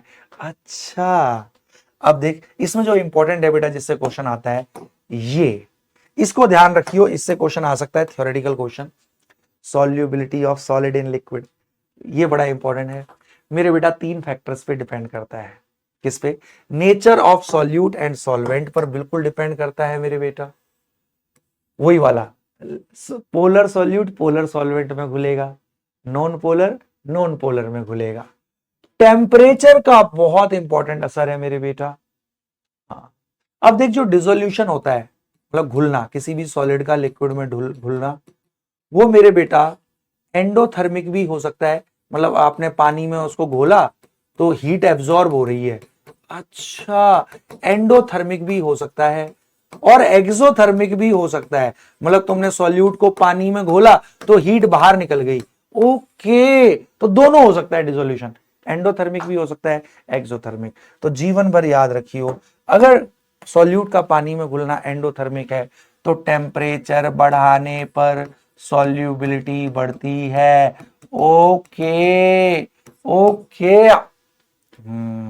तो इसको ऐसे याद कर सकता है सर, ये अभी तो याद है। एक्सोथर्मिक है अगर डिसोल्यूशन तो टेम्परेचर बढ़ाने पे सॉल्युबिलिटी घटती है। ओ, तो फिक्स नहीं है कि टेम्परेचर बढ़ाने पे सॉल्युबिलिटी बढ़ेगी या घटेगी, नहीं, वो डिपेंड करता है उस सॉलिड को पानी में जब डाल रहे हो आप, तो उसका डिसोल्यूशन जो है, उसका घुलना, वो एंडोथर्मिक है या एक्सोथर्मिक है। तो अगर टेम्परेचर बढ़ाते हो और एंडोथर्मिक है डिसोल्यूशन तो टेम्परेचर बढ़ाने पे सॉल्युबिलिटी बढ़ेगी, अगर एक्सोथर्मिक है डिसोल्यूशन टेम्परेचर बढ़ाने पे सॉल्युबिलिटी घटेगी। सर ये तो अभी तो याद है सर, भूल जाएंगे हम जब आई सर का पेपर होगा सर। तो टेंशन मत ले, टेंशन मत ले, इसको ऐसे याद रख, टिंडो डेक्सो, टिंडो डेक्सो, टिंडो डेक्सो। अब जिंदगी भर कभी नहीं भूलेगा। टेम्परेचर इंक्रीज करने पर एंडोथर्मिक है तो इंक्रीज होगा, अरे बोलना, ओके यस, अगर एंडोथर्मिक है तो टेम्परेचर इंक्रीज करने पे इंक्रीज होगा। ओ, डेक्सो, हाँ, एक्सोथर्मिक के केस में डिक्रीज होएगा टेम्परेचर इंक्रीज करने पर। ओके सर जी, टिंडो डेक्सो, टिंडो डेक्सो, टिंडो डेक्सो, सर याद हो गया। दोनों दोनों टेम्परेचर इंक्रीज के केस में है, टेम्परेचर इंक्रीज करने पे इंक्रीज होगा अगर एंडोथर्मिक है डिसोल्यूशन, डिक्रीज होगा अगर एक्सोथर्मिक है। बोल आ गया, टिंडो डेक्सो, टिंडो डेक्सो, टिंडो डेक्सो, अरे वाह सर। और प्रेशर का कोई खास असर नहीं होता, नॉट सिग्नी, प्रेशर चेंज करने से सॉलिड की सॉल्युबिलिटी पे कोई असर नहीं पड़ता, no significant effect. Okay okay, मतलब इसका कोई सिग्निफिकेंट इफेक्ट नहीं है बेटा प्रेशर का सॉलिड की सॉल्युबिलिटी इन लिक्विड पर। ओके सर जी, आत्मा तृप्त हो गई सर जी, कोई दिक्कत नहीं सर जी। हाँ सर जी, अब देख वही दे रखा है, effect of temperature, if dissolution is endothermic तो सॉल्युबिलिटी इंक्रीज करती है टेम्परेचर इंक्रीज करने पे। एक्सो, वही टिंडो डेक्सो, अरे वाह सर जी, मजा आ गया सर, टिंडो डेक्सो, ये क्वेश्चन आ सकता है ना। प्रेशर देख मैंने बताया, pressure has very little effect solid की लिक्विड पे सॉल्युबिलिटी, है ना, हाँ, तो ये बहुत कम होता है क्योंकि तू कितना ही प्रेशर बढ़ा ले, सॉलिड लिक्विड इनकंप्रेसिबल है, उससे बहुत ज्यादा फर्क नहीं पड़ता प्रेशर चेंज करने से, very little effect, very little effect है, ठीक है। Okay sir, insignificant. अब आ जाओ, अब सॉलिड इन लिक्विड पढ़ लिया, उसमें इंपॉर्टेंट क्या था, इंपॉर्टेंट क्या था कि temperature, nature of solute solvent, like dissolves like, ठीक है सर। दूसरा टेम्परेचर, टेम्परेचर बढ़ाने पर टिंडो डेक्सो, एंडोथर्मिक है तो इंक्रीज होगा सॉल्युबिलिटी, डेक्सो डिक्रीज होगी अगर एक्सोथर्मिक है। प्रेशर का कोई सिग्निफिकेंट इफेक्ट नहीं है, बहुत बढ़िया। अब हम करने जा रहे हैं solubility of gas in liquid. अरे पानी में ऑक्सीजन गैस घुली होती है, मछली पानी में घुली हुई ऑक्सीजन गैस ही तो यूज करती है।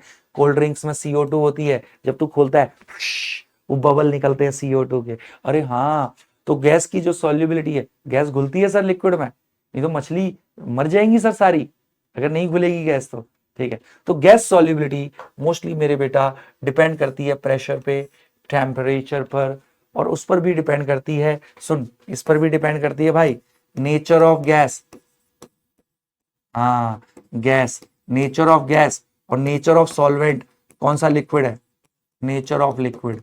ओके, तो ये तीन चार चीजों पे डिपेंड करती है मेरे बेटा। यहाँ पे वो था, गैस कौन सी है वो भी अफेक्ट करती है, हर गैस बराबर नहीं घुलती। अब सर कैसे कैसे, तो सुन, जनरली ध्यान रखियो, more the molecular mass, generally ध्यान रखना है, more the molecular mass more is the solubility, generally more the molecular mass more is the solubility of gas. अब जैसे मैं बात करूं CO2, H2, N2, तो मेरे बेटा सबसे ज्यादा मॉलिक्यूलर मास क्या है, तो पानी में ये ज्यादा घुलेगी, N2 सबसे कम हाइड्रोजन घुलेगी जनरली। सबसे कम होता है मेरे बेटा हीलियम की घुलनशीलता, हीलियम बहुत कम घुलती है बेटा। ओके, तो नेचर ऑफ गैस पे भी डिपेंड करता है, नेचर ऑफ लिक्विड पे डिपेंड करेगा भाई। सेम गैस CO2 पानी में अलग अमाउंट घुलेगा, सेम कंडीशंस पर इथेनॉल में CO2 का अलग अमाउंट घुलेगा। ओके सर, ये क्लियर हो गए। अब प्रेशर, प्रेशर के लिए मेरे बेटा, प्रेशर के लिए और टेम्परेचर भी समझ ले, खुद सोच, खुद सोच। टेम्परेचर देख, गैस घुली हुई है पानी में, समझियो लॉजिक। पानी के मॉलिक्यूल है, गैस का मॉलिक्यूल है, ये कैसे घुलेगा? जब गैस के मॉलिक्यूल पर पानी के मॉलिक्यूल अट्रैक्शन लगाएंगे। अरे हाँ, ये मान ले पानी के मॉलिक्यूल हैं भाई, जब इसको पकड़ेंगे, नहीं तो गैस तो फ्री होती है ना चलने के लिए, बाहर निकल जाएगी। तो पानी के मॉलिक्यूल ने जब अट्रैक्शन लगाया होगा तभी तो गैस घुली है। तो ये weak, generally van der Waals force of attraction लगते हैं, वीक फोर्स होते हैं। पानी के मॉलिक्यूल ने गैस के मॉलिक्यूल को पकड़ के रोका हुआ है, नहीं तो गैस तो भाई पार्टिकल रैंडमली फ्री है, वो तो निकल जाएंगे बार और बाहर। तो पानी के मॉलिक्यूल को उनको पकड़ना होगा, वीक वैंडरवॉल फोर्स होते हैं। अब सोच, टेम्परेचर बढ़ाने से फोर्स ऑफ अट्रैक्शन टूटते हैं, अगर टेम्परेचर बढ़ाएंगे तो फोर्स ऑफ अट्रैक्शन कम होंगे, टूटेंगे। हाँ, टॉ टॉ टॉ, गैस का मॉलिक्यूल फ्री हो गया, अब बेटा छोड़ देगा लिक्विड को, ऊपर आ गया, तो गैस की solubility come on increasing temperature. अरे वाह, हमेशा इसमें कोई वो नहीं होता exception. On increasing temperature solubility of gas decreases. यही कारण है मेरे बेटा, लॉजिक समझ में आया ना? यही कारण है, बहुत जब गर्मियां हो जाती है ना, तो गर्म पानी में मछलियां तड़पती हैं। क्यों सर? मछलियां बेटा मर जाएंगी, बहुत ज्यादा गर्मी हो गई तो, है ना? क्यों सर? सोचना, सनलाइट पड़ रही है तो बहुत हाई टेम्परेचर, उससे O2 जो पानी में घुली हुई है, पानी के मॉलिक्यूल ने O2 पर थोड़ा थोड़ा फोर्स ऑफ अट्रैक्शन लगाया हुआ है, इसलिए तो O2 घुली हुई है। हाई टेम्परेचर पे पानी और O2 के बीच में बॉन्ड टूट जाएंगे, तो O2 पानी को छोड़ के ऊपर आ गई आसमान में। हाँ, तो पानी में O2 कम हो गया, अब मछलियों को ऑक्सीजन मिलेगी नहीं, तो मछलियां तड़पेंगी। मछलियां गर्म पानी में बहुत अनकंफर्टेबल फील करती हैं। तो ये तीनों फैक्टर आ गए। अब ये फैक्टर क्यों छोड़ा सर अभी आपने? क्योंकि इसके लिए पूरा हेनरीज लॉ है, इसके लिए पूरा हेनरीज लॉ। जितने भी बता रहा हूं थ्योरेटिकल, इससे क्वेश्चन आएंगे बेटा, थ्योरेटिकल क्वेश्चन बनता है। हाँ, बहुत बढ़िया मास्टर, चलो आओ। हाँ, अब मेरे बेटा ये देखिए एक समरी है, ये तो अच्छा भी कर ही लिया है अपन ने, है ना? हाँ, ओके। अब आजा हेनरी लॉ पे बात करते हैं। हेनरी लॉ प्रेशर पे डिपेंडेंस दिखाता है। हेनरी लॉ क्या कहता है समझियो, कोई भी गैस लिक्विड में कितनी घुली होगी, मोल fraction of gas in liquid. वैसे बहुत सारे इसके फॉर्म होते हैं, अच्छा, है ना? बट जो एनसीईआरटी में दिया है हम वो वाला करेंगे। जैसे अब इसको समझ ले, ये मान ले लिक्विड है, इसमें ऊपर हमने गैस बंद कर दी। अब मेरे बेटा गैस के मॉलिक्यूल अंदर आएंगे तो कुछ मेरे बेटा बाहर भी जाएंगे, थोड़ी देर में इक्विलिब्रियम एस्टेब्लिश हो जाएगा। पर यूनिट टाइम जितने गैस के मॉलिक्यूल अंदर आ रहे हैं उसी 1 सेकेंड में उतने ही बाहर जा रहे हैं, तो हम कहेंगे इक्विलिब्रियम डिफाइन हो गया। ओके, इक्विलिब्रियम पर गैस के पार्टिकल का लिक्विड में आने का रेट लिक्विड में गैस के पार्टिकल के बाहर जाने के रेट के बराबर हो जाता है इक्विलिब्रियम। उसी पे हम गैस की सॉल्युबिलिटी डिफाइन करते हैं। और देखा गया है, तुम जितना ज्यादा गैस रखोगे, गैस का प्रेशर मतलब उतने ज्यादा गैस के पार्टिकल, उतने ज्यादा गैस के पार्टिकल अंदर आ रहे होंगे इक्विलिब्रियम पर, जितने ज्यादा गैस के पार्टिकल अंदर आ रहे होंगे उतने ही बाहर जा रहे होंगे। ओ, तो यस, जितना ज्यादा गैस का प्रेशर होगा, देखा गया है उतनी ज्यादा गैस लिक्विड में घुली होगी। This is the mole fraction of gas in liquid. ओ, अब ले प्रोपोर्शनलिटी साइन हटाते हैं तो एक प्रोपोर्शनलिटी कांस्टेंट आता है, इसी को बोलते हैं हेनरीज कांस्टेंट। यही है हेनरी लॉ। वैसे कई फॉर्म्स होती हैं, एनसीईआरटी में ये फॉर्म दिए तो अपन ये पढ़ेंगे। ओके सर जी, ठीक है सर। लॉजिकली समझ, गैस का pressure of a gas is directly proportional to number of moles of gas.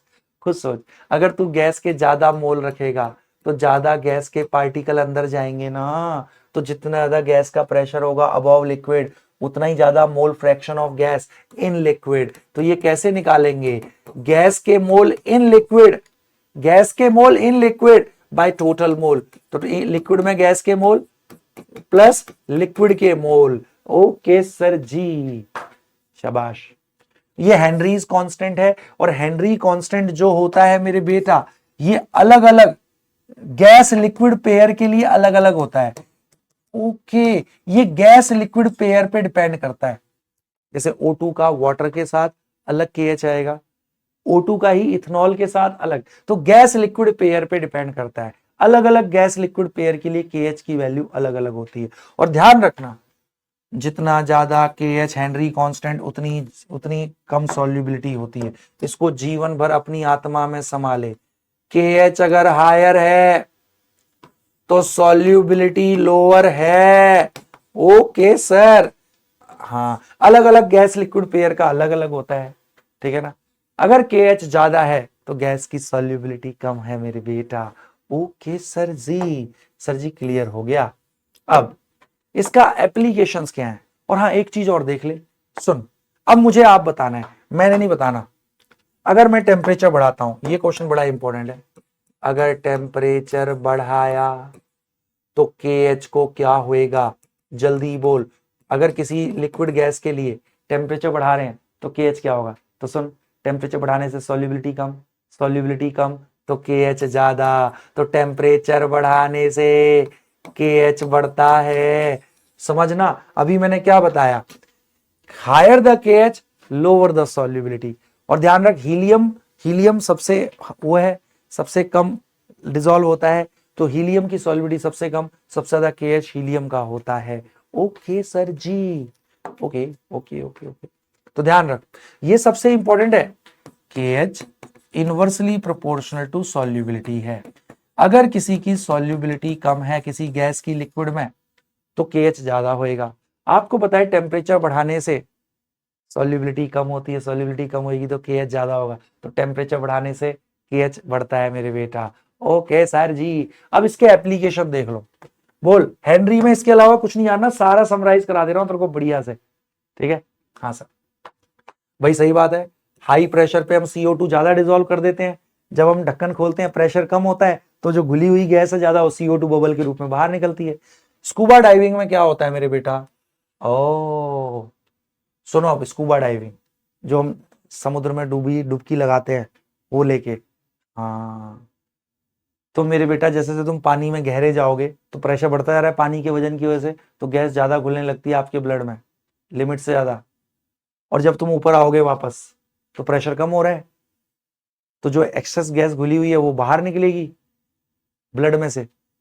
हाँ सर, तो उससे ना बबल बन जाते हैं गैस के, ब्लड में कंटिन्यूटी खत्म हो जाती है, उन्हीं बबल्स को बोलते हैं बैंड्स।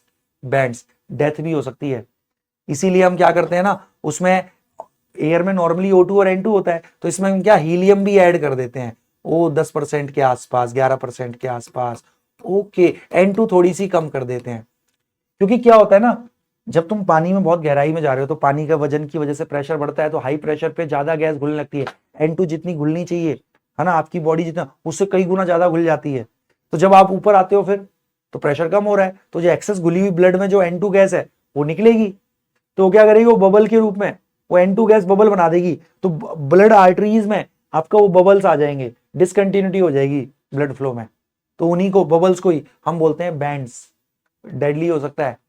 हाँ, तो इसी प्रॉब्लम से बचने के लिए, क्योंकि हीलियम ना के बराबर घुलती है, तो हाई प्रेशर पे उतना घुल ही नहीं पाएगी गैस, क्योंकि हीलियम की सॉल्युबिलिटी दुनिया में सबसे कम है। अब जैसे तुम हाई एल्टीट्यूड पहाड़ों पे जाते हो बेटा, पहाड़ों पे सारी एयर तो नीचे रह गई, तो पहाड़ों पे प्रेशर लो है, तो ऑक्सीजन गैस कम घुलती है हमारे ब्लड में, तो इसीलिए ना पहाड़ों पे ऑक्सीजन की कमी हो जाती है, उसको एनॉक्सिया बोलते हैं। हाँ, तो उसकी वजह से चक्कर आएंगे, डिसओरिएंटेड हो जाओगे, है ना। हाँ, सोचने में दिमाग काम नहीं करेगा, क्योंकि दिमाग को चलने के लिए ऑक्सीजन चाहिए। अरे वाह, हाँ ना, और वो भी बता रखा है मछली गर्म पानी में, तो ये सारे एप्लीकेशन है। क्लियर मेरे शेरा। सर जी मजा आ गया सर, अब फोड़ देंगे हेनरी में, बिना मतलब में डरते थे सर। एक एक पॉइंट याद रखियो बस हेनरी का और ध्यान रखना, KH की यूनिट वही होगी जो प्रेशर की यूनिट है। हाँ सर, क्योंकि मोल फ्रैक्शन की तो होती नहीं। अगर प्रेशर ATM में ले रहा है तो KH भी ATM में लियो, अगर ये पास्कल में ले रहा है तो इसको भी पास्कल में लियो। ओके सर जी, बहुत बढ़िया। सबसे इंपॉर्टेंट चीज इसमें ये है, ये KH inversely proportional to solubility. Temperature बढ़ाएंगे तो KH बढ़ेगा, क्योंकि टेम्परेचर बढ़ाने से सॉल्युबिलिटी घटती है गैस की। और ये एप्लीकेशन समझ में आ गए, बहुत बढ़िया मास्टर। हाँ, तो गैस सॉल्युबिलिटी डिक्रीज करती है विद इंक्रीज, ये तो बता ही चुका हूं। अब बहुत बढ़िया, गैस का डिसोल्यूशन जनरली एक्सोथर्मिक है। और सर जी शाबाश। अब मेरे बेटा अगली पॉइंट तेरी आत्मा खुश कर देगा। अब मेरे बच्चे को यहां तक आ गए सारे कंसेप्ट। अब अगले कुछ क्षण आपके जीवन के सबसे शानदार क्षण होने वाले हैं। अच्छा सर जी, ऐसा क्या कराओगे? तो अब दिल थाम के बैठना। अब मैं कराने जा रहा हूं मेरे बच्चे को वेपर प्रेशर। अच्छा, ये रोल्ट क्यों खुल गया डायरेक्ट? वेपर प्रेशर क्या होता है? अब सुनता जी हो मेरे बेटा, वेपर प्रेशर क्या होता है? सुनो सुनो सुनो सुनो ना, इसको मत देखो अभी क्या लिखा है। ठीक, मैं कंसेप्ट समझाता हूं। समझा दूं? हाँ सर जी समझा दो। अब तो इतनी देर हो गई सर पढ़ते पढ़ते। बोर तो नहीं हो रहा? बोर नहीं हो रहा? मेरी बातों को सुनना है। बोर क्या, कितना मजा आ रहा है? अरे बहुत मजा आ रहा है भाई। और मजा जो होता है ना, वो आपके अपने अंदर है। ठीक है, कोई उसको बेटा ला नहीं सकता। ठीक है, और पढ़ाई में बेटा मजा लाना पड़ेगा। देख, मैं कोशिश कर रहा हूं तो मैं मैक्सिमम इंटरेस्टिंग वे में इसको एक्सप्लेन करने की, है ना। और बीच बीच में पुअर पुअर जोक भी मार दे रहा हूं ताकि तुम्हारी अटेंशन बनी रहे। तो कोशिश करो, बनेगा। बचना नहीं है पढ़ाई से, पढ़ाई से भिड़ना है, पढ़ाई को एंजॉय करना है। और कर लेंगे ना अपन मिलके, क्यों टेंशन ले रहा है? तो क्या होता है वेपर प्रेशर? अब इसको बेटा बहुत बहुत ध्यान से देखना। ठीक है? हाँ सर। तो सुनो, इसको अभी भाड़ में जाने दो, क्या लिखा है मेरे बेटा। मान लो ये लिक्विड है, प्योर लिक्विड। वेपर प्रेशर समझा रहा हूं किसी भी लिक्विड का क्या होता है। प्योर लिक्विड लिया, मान लो वाटर। ठीक है सर, प्योर लिक्विड।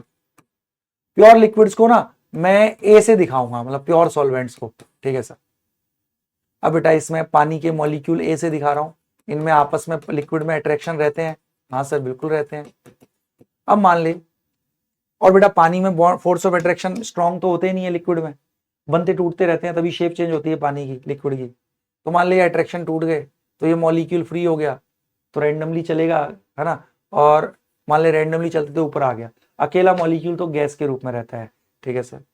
तो ऐसे तू देखेगा धीरे धीरे ऐसे कुछ कुछ बॉन्ड टूट टूट के ऐसे कुछ लिक्विड के मॉलिक्यूल गैस फेज में आ जाएंगे, क्योंकि अकेला मॉलिक्यूल गैस के रूप में, क्योंकि भाई लिक्विड में फोर्स ऑफ अट्रैक्शन कम होते हैं, बनते टूटते रहते हैं। तो जिस जिसका फोर्स ऑफ अट्रैक्शन टूटा सरफेस पे, वो टूट के ऊपर आ गया, अकेला मॉलिक्यूल गैस के रूप में। ठीक है सर। तो इस लिक्विड के मॉलिक्यूल ही ये गैस फेज में जाने लगे, इसी को बोलते हैं इवेपोरेशन। क्या बोलते हैं? इवेपोरेशन। यस सर, इसी को अपन इवेपोरेशन बोलते हैं। बट ठीक है, धीरे धीरे ये बेटा इधर बढ़ने लगे। बट क्या होगा, ये रैंडमली चलते चलते वापस से नीचे भी आ सकते हैं ना, रैंडमली चल रहे हैं ना। हाँ, और फिर से अगर लिक्विड फेज में आ गए, इसको बोलते हैं कंडेंसेशन। अगर किसी भी, देख ध्यान रख, किसी भी लिक्विड के मॉलिक्यूल जब गैस फेज में जाते हैं उन्हीं को वेपर्स बोलते हैं।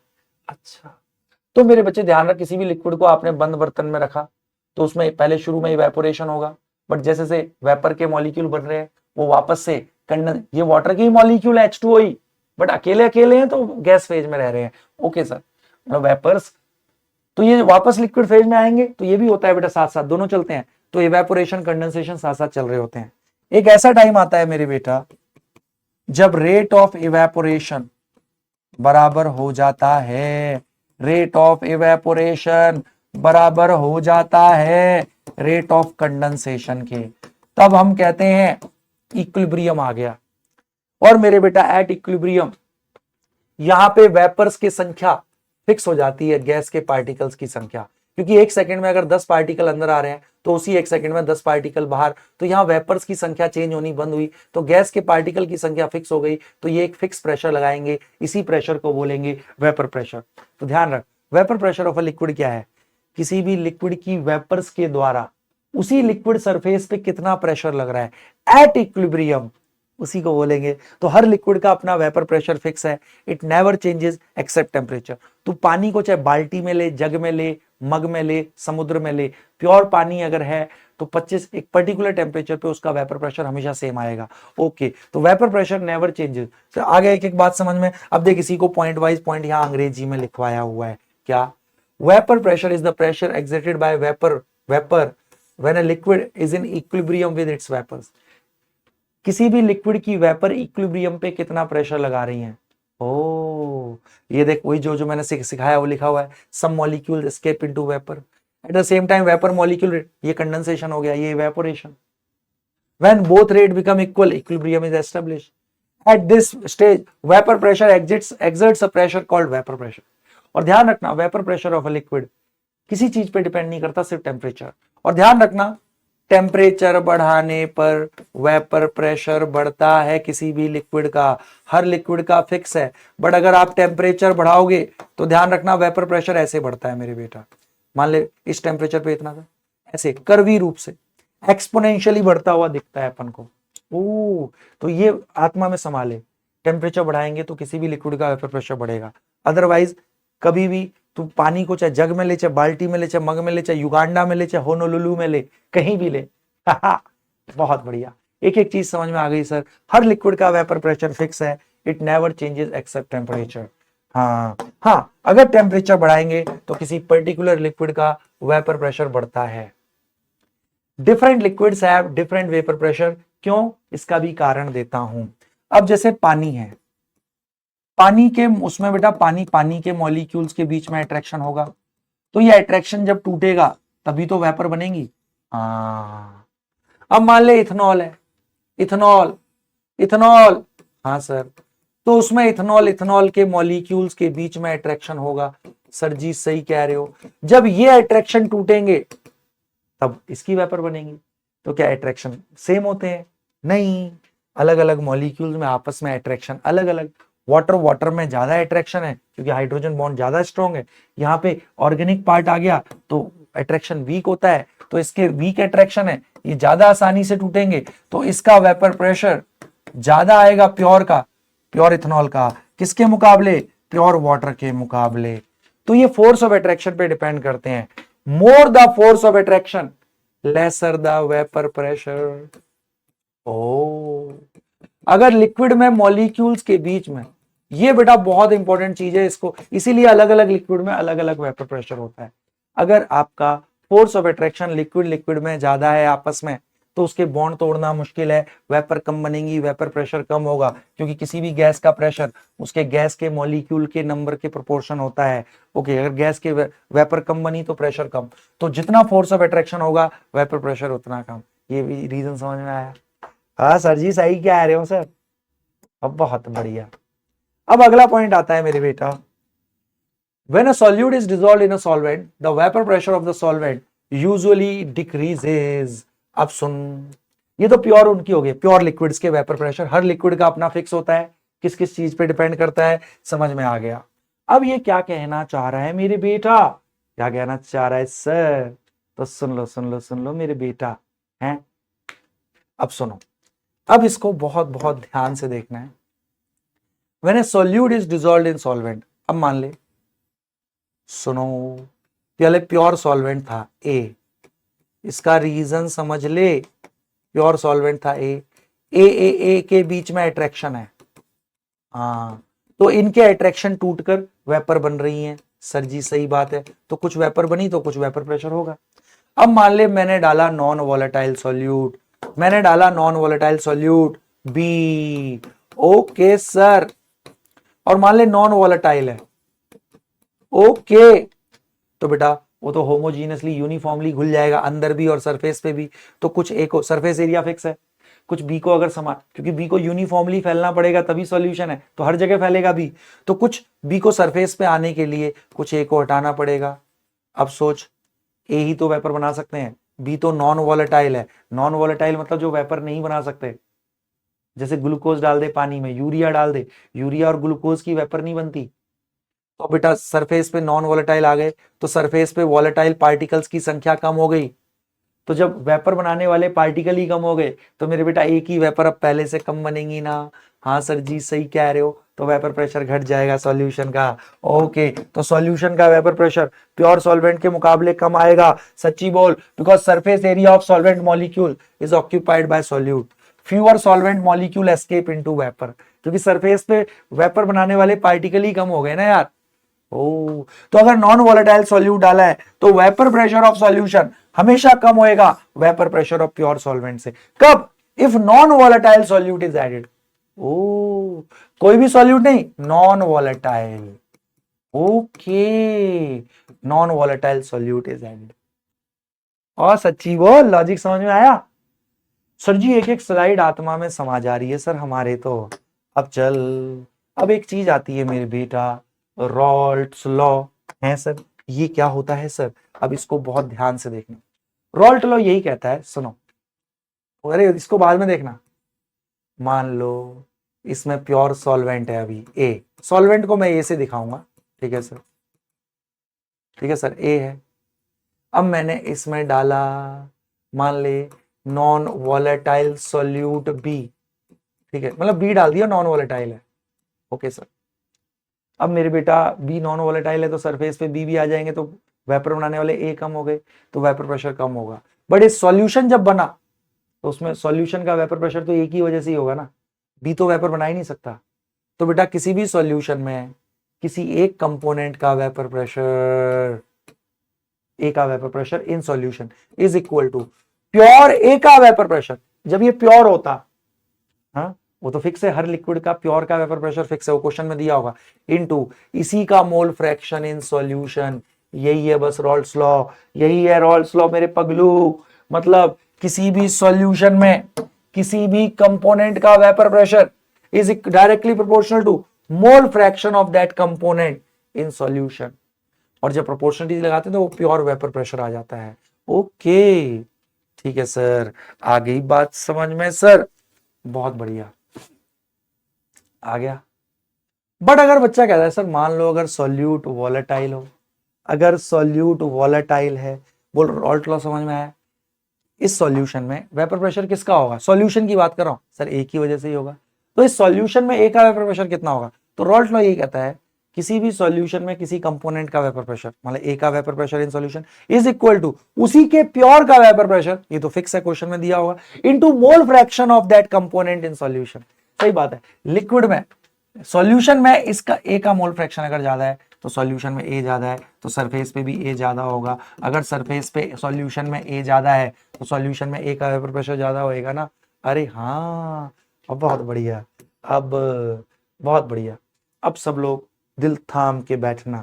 अब मान ले, अगर मान ले वॉलेटाइल है, सुन सुन सुन, अगर मान ले सॉल्यूट वॉलेटाइल है, अभी तक हमने नॉन वॉलेटाइल पढ़ा है, अगर मान ले सॉल्यूट वॉलेटाइल है, ओ तो सॉल्वेंट की भी वेपर बनेंगी और सॉल्यूट की भी बनेंगी। इफ सॉल्यूट इज वॉलेटाइल तो ले मेरे बेटा ए और बी है दोनों, हाँ हाँ, अब दोनों की वेपर बनेंगी रे पगलू। सर जी सही कह रहे हो, क्योंकि दोनों वॉलेटाइल, तो बी की भी वेपर बनेंगी, हाँ, और ए की भी वेपर बनेंगी सर। तो अब ध्यान रख, तो ये गैसों का मिक्सचर हो गया, तो बेटा ध्यान रख किसी भी गैसों के मिक्सचर में जो टोटल प्रेशर होता है वो सभी गैसों के प्रेशर के सम के बराबर होता है। तो इस सॉल्यूशन का vapour pressure, total vapour pressure, A का वेपर प्रेशर प्लस बी का वेपर प्रेशर होगा। अब रॉल्ट लॉ के अनुसार किसी भी सॉल्यूशन में किसी कंपोनेंट का ए का वेपर प्रेशर कितना होगा, प्योर ए का vapour pressure into mole fraction of A in solution. According to Raoult law B का वेपर प्रेशर कितना होएगा, प्योर बी का vapour pressure into mole fraction of B in solution. तो total vapour pressure हो जाएगा P not A X A plus P naught. अगर volatile है तो टोटल वेपर प्रेशर इतना आएगा, अगर सॉल्यूट नॉन वॉलेटाइल है तो सॉल्वेंट का vapour pressure he in solution, solution का वेपर प्रेशर होगा। और सच्ची बोलो, और सच्ची बोलो, प्यार से बोलो। और इस केस में, इस केस में ध्यान रखना, total vapour pressure pure solvent से कम भी हो सकता है और ज्यादा भी हो सकता है। अरे वाह सर जी वाह, रॉल्ट लॉ आत्मा में घुस गया सर, शाबाश। अब मेरे बेटा सब लोग दिल थाम के बैठना। अब मेरे बेटा रॉल्ट लॉ के बेसिस पर सॉल्यूशन दो प्रकार के होते हैं। क्या आप बात कर रहे हो sir? On the basis of Raoult's law, on basis of Raoult's law, ओ Raoult's law, solutions are of two types. अच्छा, सॉल्यूशन दो प्रकार के, हाँ मेरे बेटा सॉल्यूशन दो प्रकार के होते हैं। On the basis of Raoult's law solutions are of two types. Okay, पहला क्या होता है सर, सुनो सुनो सुनो, पहला होता है मेरे बेटा, सॉल्यूशन दो प्रकार के होते हैं। पहला सॉल्यूशन होता है मेरे पंची बच्चों हाँ, ठीक है, हाँ, पहला होता है ideal solution, oh, and non ideal solution. तो बेटा आइडियल सॉल्यूशन हम उनको बोलते हैं जो रॉल्ट लॉ को फॉलो करते हैं। क्या आप बात कर रहे हो सर? जी हाँ, कुछ ऐसे भी होते हैं जो नहीं करते, हाँ। और ये नॉन आइडियल वो होते हैं which do not follow Raoult's law. ठीक है, do not follow Raoult's law. ठीक है सर, आ गई सर बात समझ में। अब सर कौन से सॉल्यूशन फॉलो करेंगे और कौन से नहीं करेंगे सर, ये भी बता दो। सर हमारा ज्ञान वर्धन करो ना। चल अब तेरा ज्ञान वर्धन करता हूं। अगर किसी सॉल्यूशन में जो force of attraction solvent solvent में था, अगर वही फोर्स ऑफ अट्रैक्शन जब तूने सॉल्यूट डाला, सेम फोर्स ऑफ अट्रैक्शन अगर सॉल्यूट सॉल्वेंट में है, तो ऐसा सॉल्यूशन मेरे बेटा रॉल्ट लॉ फॉलो करेगा। तो जो force of attraction solvent solvent में था, अगर सॉल्यूट डालने से फोर्स ऑफ अट्रैक्शन पे फर्क नहीं पड़ा, वही फोर्स ऑफ अट्रैक्शन अगर सॉल्वेंट सॉल्यूट में है, तो रॉल्ट लॉ फॉलो होगा। नॉन आइडियल तब होते हैं, रॉल्ट लॉ तब फॉलो नहीं होता जब जो force of attraction pure solvent solvent के मॉलिक्यूल में था, अगर वो force of attraction solvent solute में ना हो, तो रॉल्ट लॉ फॉलो नहीं होता। अच्छा, ओके। और मेरे बेटा आइडियल सॉल्यूशन तो फोर्स ऑफ अट्रैक्शन तो वही सेम रखेंगे जिन जो ऑलमोस्ट सिमिलर हो, जैसे बेंजीन प्लस टोल्यूइन, इनमें खुद देख कोई डिफरेंस ही नहीं है, बिल्कुल सिमिलर नेचर के हैं। तो जो force of attraction benzene benzene में, वही बेंजीन टोल्यूइन में होगा। ब्रोमो इथेन क्लोरो इथेन, अच्छा हाँ सर, बस ब्रोमीन और क्लोरीन का फर्क है, सिमिलर नेचर के हैं। ओके सर, सर जी आ गई बात समझ में सर, बहुत बढ़िया सर। ठीक है सर, आइडियल नॉन आइडियल जो बहुत ज्यादा जिनमें फर्क होगा, ये फर्दर दो प्रकार के होते हैं। Positive deviation from Raoult's law, ओ, and negative deviation from Raoult's law. अच्छा, पॉजिटिव डेविएशन तब होती है जब जो फोर्स ऑफ अट्रैक्शन ए में था, ए बी में, सॉल्यूट सॉल्वेंट में उससे कम है। इसका example ethanol plus water. Negative deviation तब होती है जब सॉल्यूट सॉल्वेंट सॉल्वेंट में जो फोर्स ऑफ अट्रैक्शन था, सॉल्वेंट सॉल्यूट में उससे ज्यादा हो जाए। ओके, ओके सर जी, बोलिए चीज क्लियर हो गई है ना। सारा फर्क उसी का है कि फोर्स ऑफ अट्रैक्शन ही तो वेपर प्रेशर डिसाइड करते हैं ना भैया। हाँ सर जी, सही कह रहे हो सर। अब सुनो, अब देख जो मैंने कराया, अब बच्चे को तुम्हें शुरू में लग रहा होगा सर सर ये तो सर सब याद रखना पड़ेगा। अब देख, बिल्कुल तूने एक बार ऐसे लिखा, अब देख इसकी समरी है, जो जो मैंने यहां बोला एज इट इज, देख एनसीईआरटी में सब समझाया हुआ है, लिखा हुआ है हमने, इवन ज्यादा बेटर। अब समझ, ideal solution obeys Raoult's law at all concentration. ठीक है, आइडियल सॉल्यूशन तब होता है, रॉल्ट लॉ तब फॉलो होता है जब जो force of attraction solvent solvent में लगभग लगभग वही फोर्स ऑफ अट्रैक्शन आपके सब में वही होने, मतलब ए और बी को मिक्स करने से फोर्स ऑफ अट्रैक्शन पे कोई फर्क ना पड़े। ओके, तो इसमें नो हीट इज एब्जॉर्ब्ड और रिलीज, ध्यान रख, इसमें एंथैल्पी चेंज जीरो होता है मिक्सिंग पर सॉल्यूट सॉल्वेंट को, वॉल्यूम चेंज जीरो, क्योंकि फोर्स ऑफ अट्रैक्शन पे कोई फर्क नहीं पड़ा ना। एंट्रोपी चेंज बस ध्यान रखियो पॉजिटिव होता है, क्योंकि उसी की वजह से वो स्पॉन्टेनियस है। Okay, benzene plus toluene, hexane heptane, bromo ethane chloro ethane. अरे हाँ सर जी, ये बिल्कुल एक एक चीज आत्मा अब समा गई। सर जी वाह, एक बार वैसे किया, एक बार आप तो सर दो दो बार करा दे रहे हो सेम चीज को। जो आता है वो कराऊंगा ना मैं इंश्योर करूंगा कि तुझे एक एक चीज पता हो। ओके सर, अब मेरे बेटा, अब इसमें बहुत ध्यान से देखना, vapour pressure of binary solution. अब इसमें समझिए इसका ग्राफ कैसे बनता है, क्योंकि रॉल्ट्स लॉ फॉलो हो रहा है, ए और बी है ना। तो मैं यहां पे क्या करता हूं, वेपर प्रेशर लेता हूं वाई एक्सिस पर, यहां पे मोल फ्रैक्शन, मान ले यहाँ ए का मोल फ्रैक्शन 0 है, तो इधर आते आते 1 हो गया। जब ए का 0 होगा उस समय बी का 1 होगा, क्योंकि मोल फ्रैक्शंस का सम 1। जब जाइए, जब पूरा का पूरा ए ही है, तो उस समय बी नहीं होगा, तो मोल, हाँ। तो मेरे बेटा ए का वेपर प्रेशर कैसे वेरी करेगा, जल्दी बोल। रॉल्ट लॉ फॉलो हो रहा है आइडियल में, पी नॉट ए एक्स ए, हाँ, वेपर प्रेशर दिस, तो ये वाई एक्सिस पर है vapour pressure, x A is on x axis, x में जो भी मल्टीप्लाई होता है स्लोप, वाई इंटरसेप्ट कुछ नहीं दिख रहा सर, रॉल्ट लॉ फॉलो हो रहा है, ये तो स्ट्रेट लाइन आ रही है with positive slope, Y intercept 0 sir, ऐसा बनेगा सर, शाबाश, बहुत बढ़िया।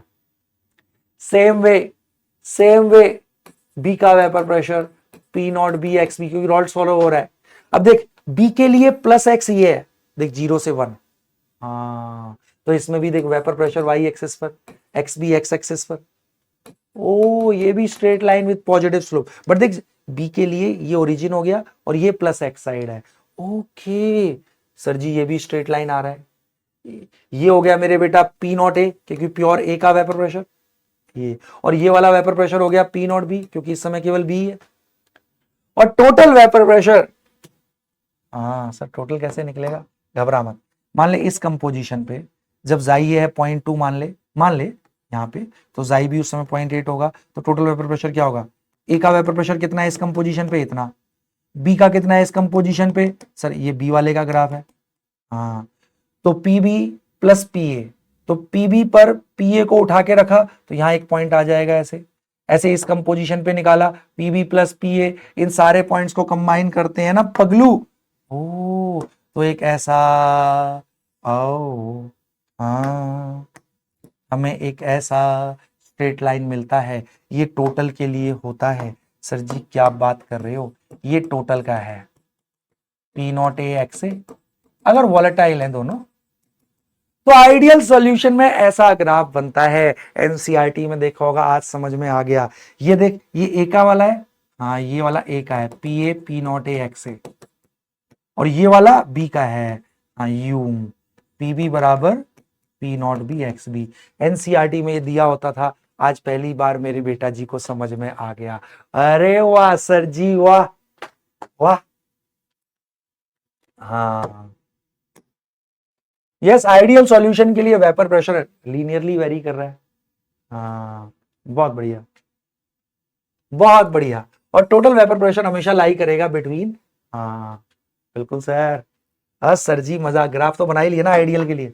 यस सर, अब आ जाओ नॉन आइडियल सॉल्यूशन।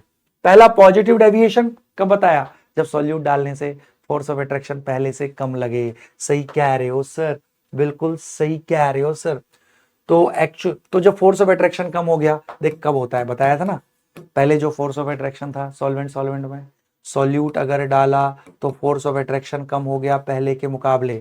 अगर ए पर पहले के मुकाबले अट्रैक्शन कम हो गया तो वेपर ज्यादा बनेंगी, तो वेपर प्रेशर जितना रॉल्ट लॉ सोचेगा, हाँ जितना रॉल्ट लॉ सोचेगा उससे ज्यादा आएगा, क्योंकि अट्रैक्शन कम हो गए। हाँ सॉल्यूट सॉल्वेंट इंटरेक्शन वीकर है देन सॉल्वेंट, ओके। तो जब अट्रैक्शन वीक हो गए तो मॉलिक्यूल एस्केप, तो जितना रॉल्ट लॉ प्रिडिक्ट करेगा वेपर प्रेशर उससे ज्यादा आ जाएगा। ओ अब इसमें एग्जांपल याद रखने हैं, इथेनॉल प्लस एसीटोन। ओ हाँ, जो फोर्स ऑफ अट्रैक्शन एसीटोन में था, इथेनॉल डालने से वो वीक हो गया मेरे बेटा। अब यहाँ पे जो अट्रैक्शन इथेनॉल में था, साइक्लोहेक्सेन डालने से वो फोर्स ऑफ अट्रैक्शन कम हो गया। ओके, तो वेपर प्रेशर बढ़ जाता है तो बॉइलिंग पॉइंट घट जाता है। जीवन भर याद रखियो, बॉइलिंग पॉइंट, अगर किसी का वेपर प्रेशर ज्यादा है तो उसका बॉइलिंग पॉइंट कम होएगा। ओके सर, ओके सर जी। और पॉजिटिव डेविएशन का जो ग्राफ, अगर देख अगर आइडियल होता, हे पगलू, अगर आइडियल होता तो स्ट्रेट लाइन ग्राफ आते दोनों के, ए और बी के, और टोटल भी straight line. But positive deviation है तो जितना रॉल्ट के अकॉर्डिंग तो ऐसा आना चाहिए था, vapour pressure versus mole fraction. हाँ सर बिल्कुल बिल्कुल सर, बट यहां पे जितना रॉल्ट बोल रहा है वेपर प्रेशर उतना नहीं आएगा, उससे ज्यादा आएगा। ए का भी देख ज्यादा आएगा, ओ तो रॉल्ट के मुकाबले ऐसे बनता है। बी का भी जितना रॉल्ट बोल रहा है उससे ज्यादा आएगा, टोटल भी जितना रॉल्ट बोल रहा है उससे ज्यादा आएगा, इसलिए हरा वाला ग्राफ बन जाता है करवी टॉ टॉ टॉ। ओके सर, पॉजिटिव डेविएशन के लिए, क्योंकि जितना रॉल्ट प्रिडिक्ट कर रहा है उससे ज्यादा आएगा। ओहो बहुत बढ़िया, शाबाश। सेम नेगेटिव डेविएशन मेरे बेटा, सेम है नेगेटिव डेविएशन, इसको बहुत ध्यान से देखना है। इसमें कब होता है बताया था, जो फोर्स ऑफ अट्रैक्शन ए में था, ए बी में ज्यादा हो जाता है फोर्स ऑफ अट्रैक्शन सॉल्यूट डालने से, तो फोर्स ऑफ अट्रैक्शन ज्यादा हो गया, वेपर कम बनेंगी, वेपर प्रेशर घट जाएगा। ओहो यस सर जी, example acetone chloroform nitric acid HNO3 plus water, याद रखने एग्जाम्पल।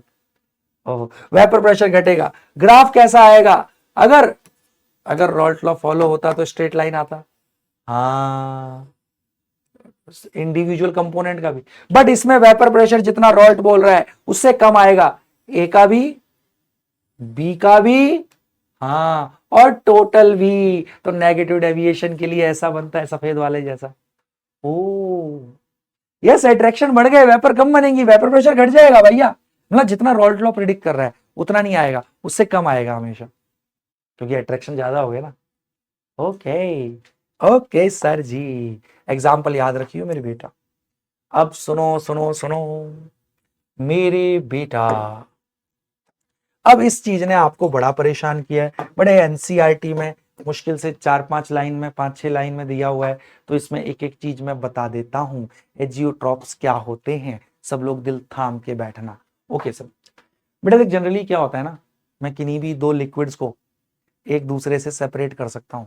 कैसे? डिस्टिलेशन से। क्या करते हैं हम, किसी भी दो लिक्विड के मिक्सचर को उबालते हैं। सुन, दो लिक्विड का मिक्सचर है, मान ले, है ना, वाटर प्लस इथेनॉल, ठीक है सर, इनको उबाला, तो क्या दोनों का वेपर प्रेशर सेम होगा? नहीं, वाटर का अलग होगा इथेनॉल का। तो इधर वाटर का वेपर प्रेशर कुछ और आएगा, इथेनॉल का कुछ और आएगा। तो जो ज्यादा वॉलेटाइल कंपोनेंट है, ज्यादा वॉलेटाइल, ज्यादा वो ज्यादा होगा, तो फिर उसकी वेपर्स को हम यहाँ पे क्या करते हैं, कलेक्ट कर लेंगे। तो बट इसमें मोर वॉलेटाइल कंपोनेंट ज्यादा होएगा, फिर इसको कंडेंस कर लिया, फिर लिक्विड बना, फिर उबाला, फिर उबाला, फिर मोर वॉलेटाइल कंपोनेंट और आ जाएगा, क्योंकि उसकी तो ज्यादा वेपर बन रही है ना, फिर उसको कलेक्ट कर लिया, फिर लिक्विड कंडेंस करके फिर उबाला उसको। तो ऐसे करते करते मोर वॉलेटाइल कंपोनेंट वेपर में ज्यादा होता जाएगा, और एक टाइम ऐसा आएगा कि जब केवल एक ही कंपोनेंट मिलेगा आपको वेपर में। इसी प्रोसेस को अपन बोलते हैं डिस्टिलेशन, ठीक है। बट कुछ सॉल्यूशन ऐसे होते हैं जिनको हम डिस्टिलेशन से, दो लिक्विड को सेपरेट ही नहीं कर सकते, उन्हीं को बोलते हैं एजियोट्रॉप्स या एजियोट्रॉपिक मिक्सचर या एजियो। तो mixture that boils at constant temperature and behaves like a, मतलब which can not be separated by distillation. मतलब दो लिक्विड्स का मिक्सचर है which can not be separated by distillation. Okay okay, मतलब अलग नहीं कर सकते। ओके सर जी, मतलब कांस्टेंट कंपोजिशन पे बॉईल करते हैं, बॉईल एट कांस्टेंट कंपोजिशन। मतलब क्या करोगे, अगर एजियोट्रॉप है तो उसको तुम बॉईल करोगे, तो जो मोल फ्रैक्शन दोनों का लिक्विड फेज में है वही वेपर फेज में आएगा सेम। अगर सेम ही आ गया, फिर से उसको कंडेंस किया, तो फिर तो सेम ही बन गया ना, तो उनको हम कभी सेपरेट ही नहीं कर पाते। ओके, बाय बॉइलिंग, तो कांस्टेंट बॉइलिंग मिक्सचर भी बोलते हैं। ओके सर जी। तो ये नॉन आइडियली बनाते हैं, पॉजिटिव नेगेटिव डेविएशन दो प्रकार के होते हैं, minimum boiling, maximum boiling. Minimum boiling माने minimum boiling point. Minimum boiling point कब होगा, जब वेपर प्रेशर ज्यादा होगा। तो पॉजिटिव डेविएशन वाले, ओ ओके ओके सर, ठीक है ना। हाँ, मिनिमम बॉइलिंग ऐसे याद रखना, minimum boiling azeotrope positive deviation वाले, maximum boiling azeotrope negative deviation वाले। बस तेरे को ये 3 पॉइंट इसमें याद रखने हैं एजियोट्रॉप्स में। नॉर्मली क्या होता है, एक प्रोसेस होता है डिस्टिलेशन। डिस्टिलेशन में हम क्या करते हैं, हम दो लिक्विड्स को एक दूसरे से सेपरेट कर सकते हैं बाय बॉइलिंग। कैसे? क्योंकि हम बॉईल करेंगे तो जो ज्यादा वॉलेटाइल कंपोनेंट है उसकी वेपर ज्यादा बनेगी, तो लिक्विड फेज के मुकाबले वेपर फेज में ज्यादा वॉलेटाइल कंपोनेंट ज्यादा आएगा, तो उसको कंडेंस किया और फिर बॉईल करेंगे, मोर वॉलेटाइल और ज्यादा आ जाएगा। फिर ऐसे रिपीट करते करते एक टाइम ऐसा आएगा कि मोर वॉलेटाइल कंपोनेंट की ही वेपर मिलने लग जाएंगी, केवल प्योर। तो तूने प्योर कंपोनेंट प्राप्त कर लिया इस मिक्सचर में से। ये होता है डिस्टिलेशन। बट कुछ सॉल्यूशन ऐसे होते हैं जिनमें डिस्टिलेशन से हम सेपरेट नहीं कर सकते दो लिक्विड्स को। ओके, उन्हीं को बोलते हैं एजियोट्रॉप। मतलब वो बॉईल होते रहेंगे, बट जो कंपोजिशन लिक्विड फेज में है दोनों लिक्विड की, वही वही वेपर फेज में भी सेम कंपोजिशन जाएगी, बेशक बॉईल कर लियो। इनको एजियोट्रॉप बोलते हैं अपन।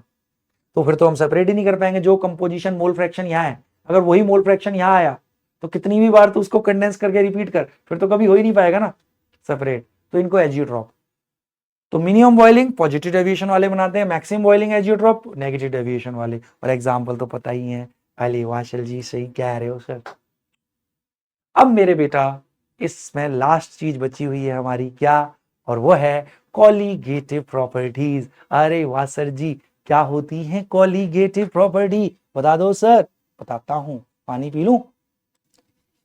तो मेरे बेटा, अब हम करते हैं, पानी पी लिया है, तुमने भी पी लिया है? बोला नहीं सर, हमने पानी नहीं पिया। सर क्या करें सर, पानी पी लेते ना तो सर सुसु लग जाती है सर। अरे तो नेचुरल प्रोसेस है, इसमें क्या घबराना, इसको क्यों रोकना भाई, है ना। हाँ, तो चलो एजियोट्रॉप्स मेरे, देख मैं बता रहा हूं, एक एक अगर स्लाइड तूने समझ ली फिर बेटा कंसेप्ट में कहीं नहीं फंसने का तू, ठीक है ना। और न्यूमेरिकल पार्ट है वो तो होता है ना हमारा। अब अगली क्लास फोड़ देंगे अपन सॉल्यूशन के जितने भी आए हुए हैं, जेई एडवांस, जेई मेंस में, आई सर में, कुछ भी हो, कहीं भी आया हो, फोड़ देंगे सारा। ठीक है सर, अब सब लोग दिल थाम के बैठना। अब हम करने जा रहे हैं कॉलीगेटिव प्रॉपर्टी। बड़ा ही आसान टॉपिक है, टुच्चा टॉपिक है। अच्छा सर टुच्चा है, हाँ। क्या होती हैं सर कॉलीगेटिव प्रॉपर्टीज? अब सब लोग सुनते जाना, कॉलीगेटिव प्रॉपर्टीज क्या होती हैं?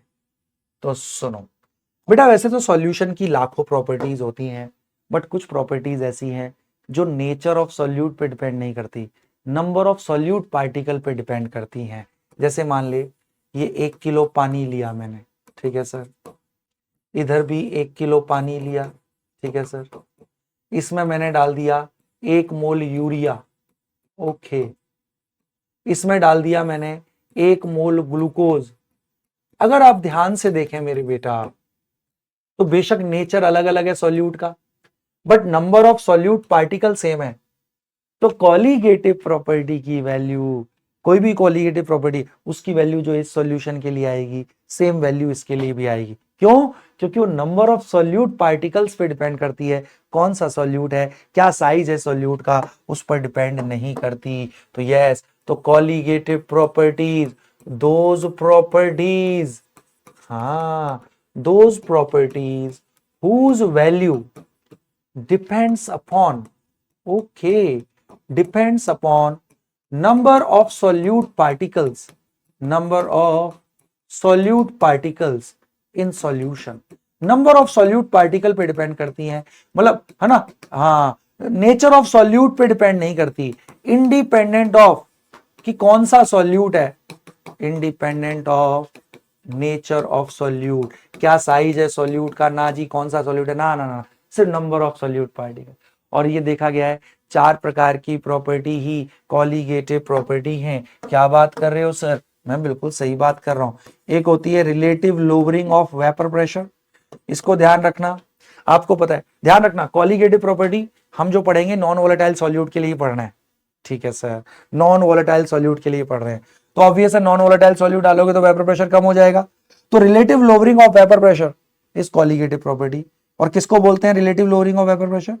वो बोलते हैं बेटा प्योर सॉल्वेंट का इतना था, नॉन वोलेटाइल सॉल्यूट डाला तो घट के इतना हो गया, तो कितना घट गया, लोअरिंग ऑफ वेपर प्रेशर कितना हो गया, ये lowering of vapour pressure is not colligative property. अब इनिशियल से डिवाइड कर दो तो ये हो गया relative lowering of vapour pressure. हाँ, और ये देखा गया है कि मोल फ्रैक्शन ऑफ सॉल्यूट के बराबर होता है। ध्यान रखना, लोअरिंग ऑफ वेपर प्रेशर या vapour pressure is not colligative property. समझ, हम ध्यान रखियो कॉलीगेटिव प्रॉपर्टी सिर्फ नॉन, है ना, नॉन वॉलेटाइल सॉल्यूट के लिए पढ़ते हैं, only for non volatile solute, ठीक है सर, ओके सर। तो दिस इज कॉलीगेटिव प्रॉपर्टी। अब देख सॉल्यूट कोई भी हो, अगर मोल फ्रैक्शन सेम है, मतलब सॉल्यूट के मोल सेम है, तो relative lowering of vapour pressure same आएगा। शुरू में प्योर सॉल्वेंट का इतना था, नॉन वोलेटाइल सॉल्यूट डाला तो घट के हो गया इतना, तो घटा कितना, P0A minus PA, this is lowering of vapour pressure. Initial से डिवाइड कर दिया तो relative lowering of vapour pressure. हाँ, इसके क्वेश्चन खूब करेंगे, है ना, अगली क्लास में तो वही है, क्वेश्चन ही क्वेश्चन, ठीक है सर। दूसरा होता है एलिवेशन इन बॉइलिंग पॉइंट। अरे वाह सर जी, बॉइलिंग पॉइंट क्या होता है, जीवन भर याद रखियो बेटा, इसको डेल्टा टीवी से दिखाते हैं। जब किसी भी लिक्विड का वेपर प्रेशर एटमॉस्फेरिक प्रेशर के बराबर हो जाता है, जैसे समझ कोई लिक्विड है, अभी उसकी कुछ वेपर उठ रही होंगी, हाँ सर, और ऊपर से तो एयर का 1 ATM लगता ही है, हाँ सर, तो अगर ये प्रेशर ज्यादा है एयर का तो दबा के रखेगा लिक्विड को, हाँ, बट अगर तू टेम्परेचर बढ़ाता जा तो वेपर प्रेशर बढ़ता जाएगा। तो जब लिक्विड का वेपर प्रेशर एटमॉस्फेरिक प्रेशर के बराबर हो जाता है तो हम कहते हैं, जिस टेम्परेचर पे ऐसा होता है उसको हम बोलते हैं बॉइलिंग पॉइंट। बॉइलिंग पॉइंट, हाँ, वो टेम्परेचर है जब वेपर प्रेशर ऑफ लिक्विड बराबर हो जाता है एटमॉस्फेरिक प्रेशर के। ओ यस सर, एटमॉस्फेरिक प्रेशर के बराबर हो जाता है जब लिक्विड का वेपर प्रेशर। ओके सर, अब सुनो, नॉर्मली देख क्या होता है, कोई भी प्योर लिक्विड है, समझियो, यहां लिया ग्राफ से समझा देता हूं इसको मैं, ठीक है सर। अभी मान लीजिए 25 डिग्री सेल्सियस, ओके सर, अभी कुछ वेपर प्रेशर है लिक्विड का, हाँ ना, हाँ, इधर वेपर प्रेशर है मान ले 0.2, 0.4, 0.6, 0.8 एटीएम, 1 एटीएम, हाँ सर, ठीक है ना। अब मान ले इस लिक्विड का अभी 25 डिग्री सेल्सियस पर कुछ वेपर प्रेशर था, मान ले 0.4 एटीएम, ठीक है सर। अब मैं टेम्परेचर बढ़ाऊंगा लिक्विड का तो वेपर प्रेशर बढ़ेगा, और मैंने बताया था कैसे बढ़ता है, हाँ सर ऐसे बढ़ता है, कर्वी रूप से, यस सर ऐसे बढ़ता है, बिल्कुल। तो जिस टेम्परेचर पर लिक्विड का वेपर प्रेशर बढ़ते बढ़ते किसके बराबर आया, 1 एटीएम के, अरे हाँ, तो इस टेम्परेचर पे अगर आप ध्यान से देखें, हाँ सर, तो लिक्विड का वेपर प्रेशर, हाँ सर, प्योर लिक्विड का वेपर प्रेशर 1 एटीएम हो गया, तो इस टेम्परेचर पे लिक्विड उबलेगा, तो ये बॉइलिंग पॉइंट है प्योर लिक्विड का, प्योर सॉल्वेंट का। अब सुन, मैंने इसी में नॉन वोलेटाइल सॉल्यूट डाला, तो नॉन वोलेटाइल सॉल्यूट डालने से 25 डिग्री पर ही अब सॉल्यूशन का वेपर प्रेशर कम हो गया होगा, हाँ सर, 0.4 से 0.2 हो गया होगा नॉन वोलेटाइल सॉल्यूट डालने से सॉल्यूशन का। अब तू टेम्परेचर बढ़ा तो सॉल्यूशन का भी वेपर प्रेशर बढ़ेगा, ऐसे ही बढ़ता है।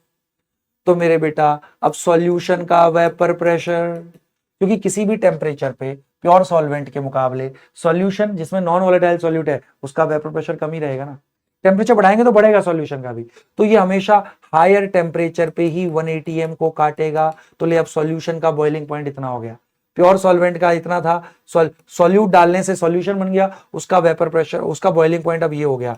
तो this is elevation in boiling point. और देखा गया है जितना ज्यादा सॉल्यूट डालोगे, solution non volatile solute, solution का वेपर प्रेशर उतना कम, हाँ प्योर सॉल्वेंट के मुकाबले वो उतना ही आगे जाके काटेगा 1 एटीएम को। तो ले प्योर सॉल्वेंट के मुकाबले बॉइलिंग पॉइंट उतना ज्यादा बढ़ जाएगा।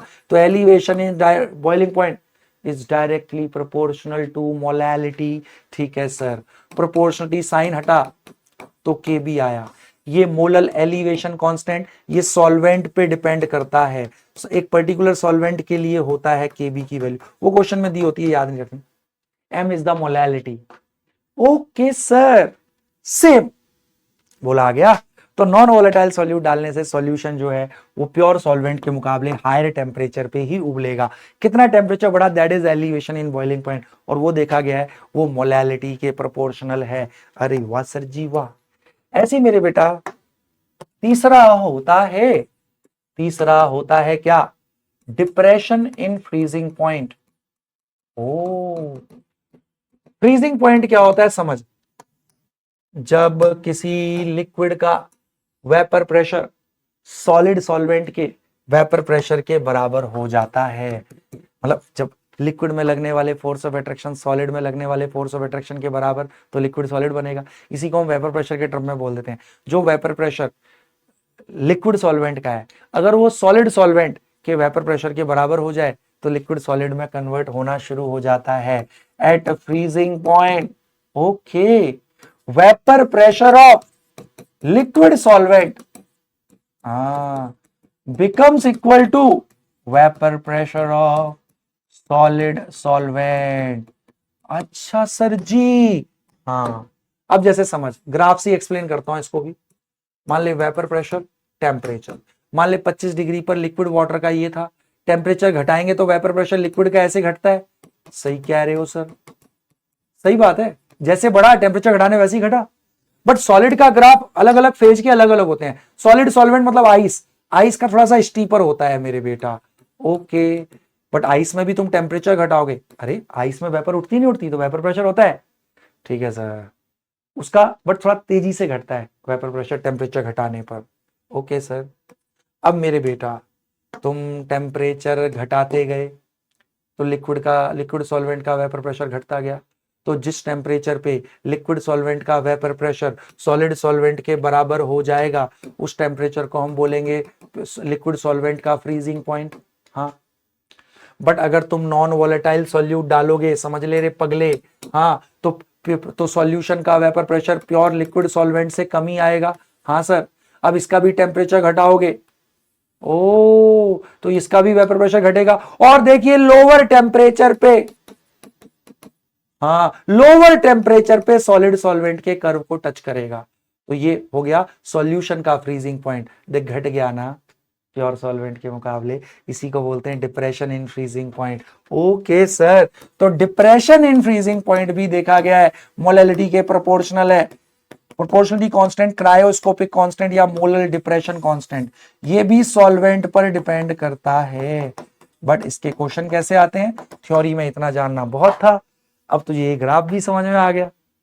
हाँ सर सही बात, क्योंकि सॉल्यूशन का वेपर प्रेशर हमेशा प्योर सॉल्वेंट से कम ही रहेगा, तो टेम्परेचर कम होने करने पे इसका भी वेपर प्रेशर कम होगा।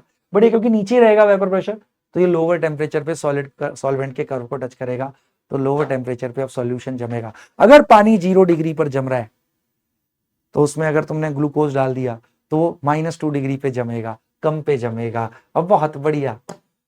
चौथा और अंतिम, ऑस्मोटिक प्रेशर। चौथा और अंतिम ऑस्मोटिक प्रेशर। ओके सर जी, बाकी इनके क्वेश्चन करेंगे कल, परफेक्ट हो जाएगा मेरे बेटा। ठीक है सर, कराओ ना सर, मजा आ जाएगा। देखो बेटा ऑस्मोटिक प्रेशर क्या होता है, तुम बायो ऑस्मोसिस बता देता हूं। एक होती है सेमी परमिएबल मेम्ब्रेन, ठीक है सर, एसपीएम, ये सिर्फ सॉल्वेंट जाने देती है, सॉल्यूट नहीं जाने देती। अच्छा, मान ले यहां मैंने लिया प्योर पानी, ओके, इधर लिया ग्लूकोज का सॉल्यूशन। तो हमेशा ध्यान रखना, पानी जहां ज्यादा मात्रा में है वो कम मात्रा वाली जगह में सॉल्यूट अगर है तो उससे सॉल्वेंट की मात्रा कम हो जाती है। यहाँ प्योर पानी है, पानी इधर मूव कर जाएगा। ध्यान रख, ग्लूकोज नहीं आ सकता एसपीएम के थ्रू, सॉल्वेंट मॉलिक्यूल फ्लो होकर जाते हैं, ठीक है, अपनी प्योर वाली जगह से इधर। ओके, इसी को बोलते हैं ऑस्मोसिस। अब पानी के फ्लो की वजह से इस पे कुछ प्रेशर लग रहा है। हाँ सर, अरे मैं तेरे ऊपर पानी का फ्लो मारूंगा, सोचना प्रेशर लगेगा ना। तो पानी के इनवर्ड फ्लो की वजह से इस सॉल्यूशन पे प्रेशर जनरेट हो रहा है, इसी प्रेशर को बोलते हैं ऑस्मोटिक प्रेशर। ओके, ऑस्मो, या फिर दूसरे शब्दों में जितना प्रेशर लग रहा है उतना तू अपोजिट लगा दे प्रेशर, तो बेटा फिर ये पानी का फ्लो रुक जाएगा। तो इसको ऐसे भी डिफाइन करते हैं, osmotic pressure is the pressure exerted on a solution due to inward flow of solvent। जैसे इस पे exert हुआ due to inward flow of solvent during osmosis। osmosis मेरे बेटा सेमी परमिएबल मेम्ब्रेन के थ्रू ही होगा। ओके सर, या दूसरे शब्दों में ऑस्मोसिस रोकने के लिए जितना प्रेशर चाहिए दैट इज ऑस्मोटिक प्रेशर। बात सेम है। और कितना प्रेशर मेरे बेटा जनरेट होगा इसमें, मान ले इसकी कंसंट्रेशन सी मोल पर लीटर, तो देखा गया है ऑस्मोटिक प्रेशर जो जनरेट होता है वो होता है CRT, where C is number of mole per litre. Okay, जब पानी के टच में है। अच्छा ओके सर जी, ये है ऑस्मोटिक। हाँ, बट अगर इसमें एक चीज बता मुझे, एक चीज और बता मेरे बेटा, मान ले 2 सॉल्यूशन है, ये एसपीएम है,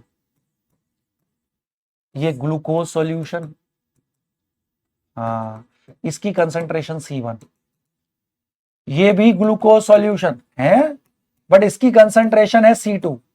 ओ, और मान ले C2 बड़ा है, मतलब इसकी कंसंट्रेशन ज्यादा है, तो हमेशा ध्यान रखियो एसपीएम सेमी परमिएबल के थ्रू केवल पानी मूव करेगा, सॉल्वेंट। अच्छा, इधर देख कंसंट्रेशन कम तो सॉल्यूट कम, सॉल्यूट कम तो सॉल्वेंट ज्यादा, तो पानी यहां ज्यादा है तो यहां मूव कर जाएगा। हमेशा लोअर कंसंट्रेशन सॉल्यूशन, अगर मान ले दोनों सॉल्यूशन है तो लोअर कंसंट्रेशन से हायर की तरफ मूव करेगा। और इस केस में जो ऑस्मोटिक प्रेशर बनेगा वो C2 minus C1 RT। CRT तब होता है जब पानी के टच में हो, प्योर पानी के टच में। अगर 2 सॉल्यूशन टच में है तो फिर वो C2 minus C1 RT। Okay, higher concentration आगे लगा देनी है, ठीक है। तो मेरे नन्हे मुन्ने बच्चों, इनका पूरा न्यूमेरिकल एक्सप्लेनेशन अगली क्लास में। एक एक चीज मैं बिल्कुल इन एंड आउट अपने बच्चे को करा दूंगा। इनके सारे भर भर के न्यूमेरिकल करेंगे, जितने भी दुनिया जहान के जेई मेन जेई एडवांस में आए हुए हैं। ठीक है, सच्ची बोल मेरे बेटा को आया ना। देख, इंपॉर्टेंट कंसेप्ट सारे मैंने कवर किए हैं। अब इसमें और परफेक्शन आ जाएगी जब हम फोड़ फोड़ के क्वेश्चन करेंगे इसके सारे। इसमें पूरा एक आयोटा का कंसेप्ट है, वो भी अगली क्लास में। वो क्वेश्चन वो न्यूमेरिकल कंसेप्ट ही है, वो न्यूमेरिकल्स के थ्रू ही होगा बेटा। तो आयोटा वाला कंसेप्ट है ना, वांट ऑफ फैक्टर, वो क्योंकि न्यूमेरिकल कंसेप्ट ही है, वो न्यूमेरिकल में ही सिखाऊंगा अगली क्लास में। तो आज क्या करना है, आज मेरे बेटा खुद से आपको प्रैक्टिस करनी है। ये पूरा एक एक स्लाइड आत्मा में समा लेना, कल क्वेश्चन में हेल्प और प्रैक्टिस करके आना। ठीक है, अगली क्लास में फोड़ देंगे अपन। तो मेरे प्यारे प्यारे बच्चों, नन्हे मुन्ने बच्चों, सच बताओ, मुश्किल है कुछ? कुछ मुश्किल नहीं है, बस लगे तो रहो तुम मेरे साथ, सब अपन मिलके कर लेंगे। ठीक है, कुछ भी देखो मुश्किल, एक एक चीज सॉल्यूशन, पूरा चैप्टर एक तरीके से आपने कवर कर लिया। जो थोड़ा सा आपको लग रहा है गैप, वो न्यूमेरिकल प्रैक्टिस अगली क्लास में भयानक करेंगे, फिर आपको समझ में आएगा जो सर ने कराया इसके न्यूमेरिकल एप्लीकेशन कैसे हैं। मिलते हैं अगली क्लास में, सॉल्यूशन को और परफेक्ट करते हैं, बिल्कुल परफेक्ट करते हैं। Till then, okay, tata, bye bye, love you all.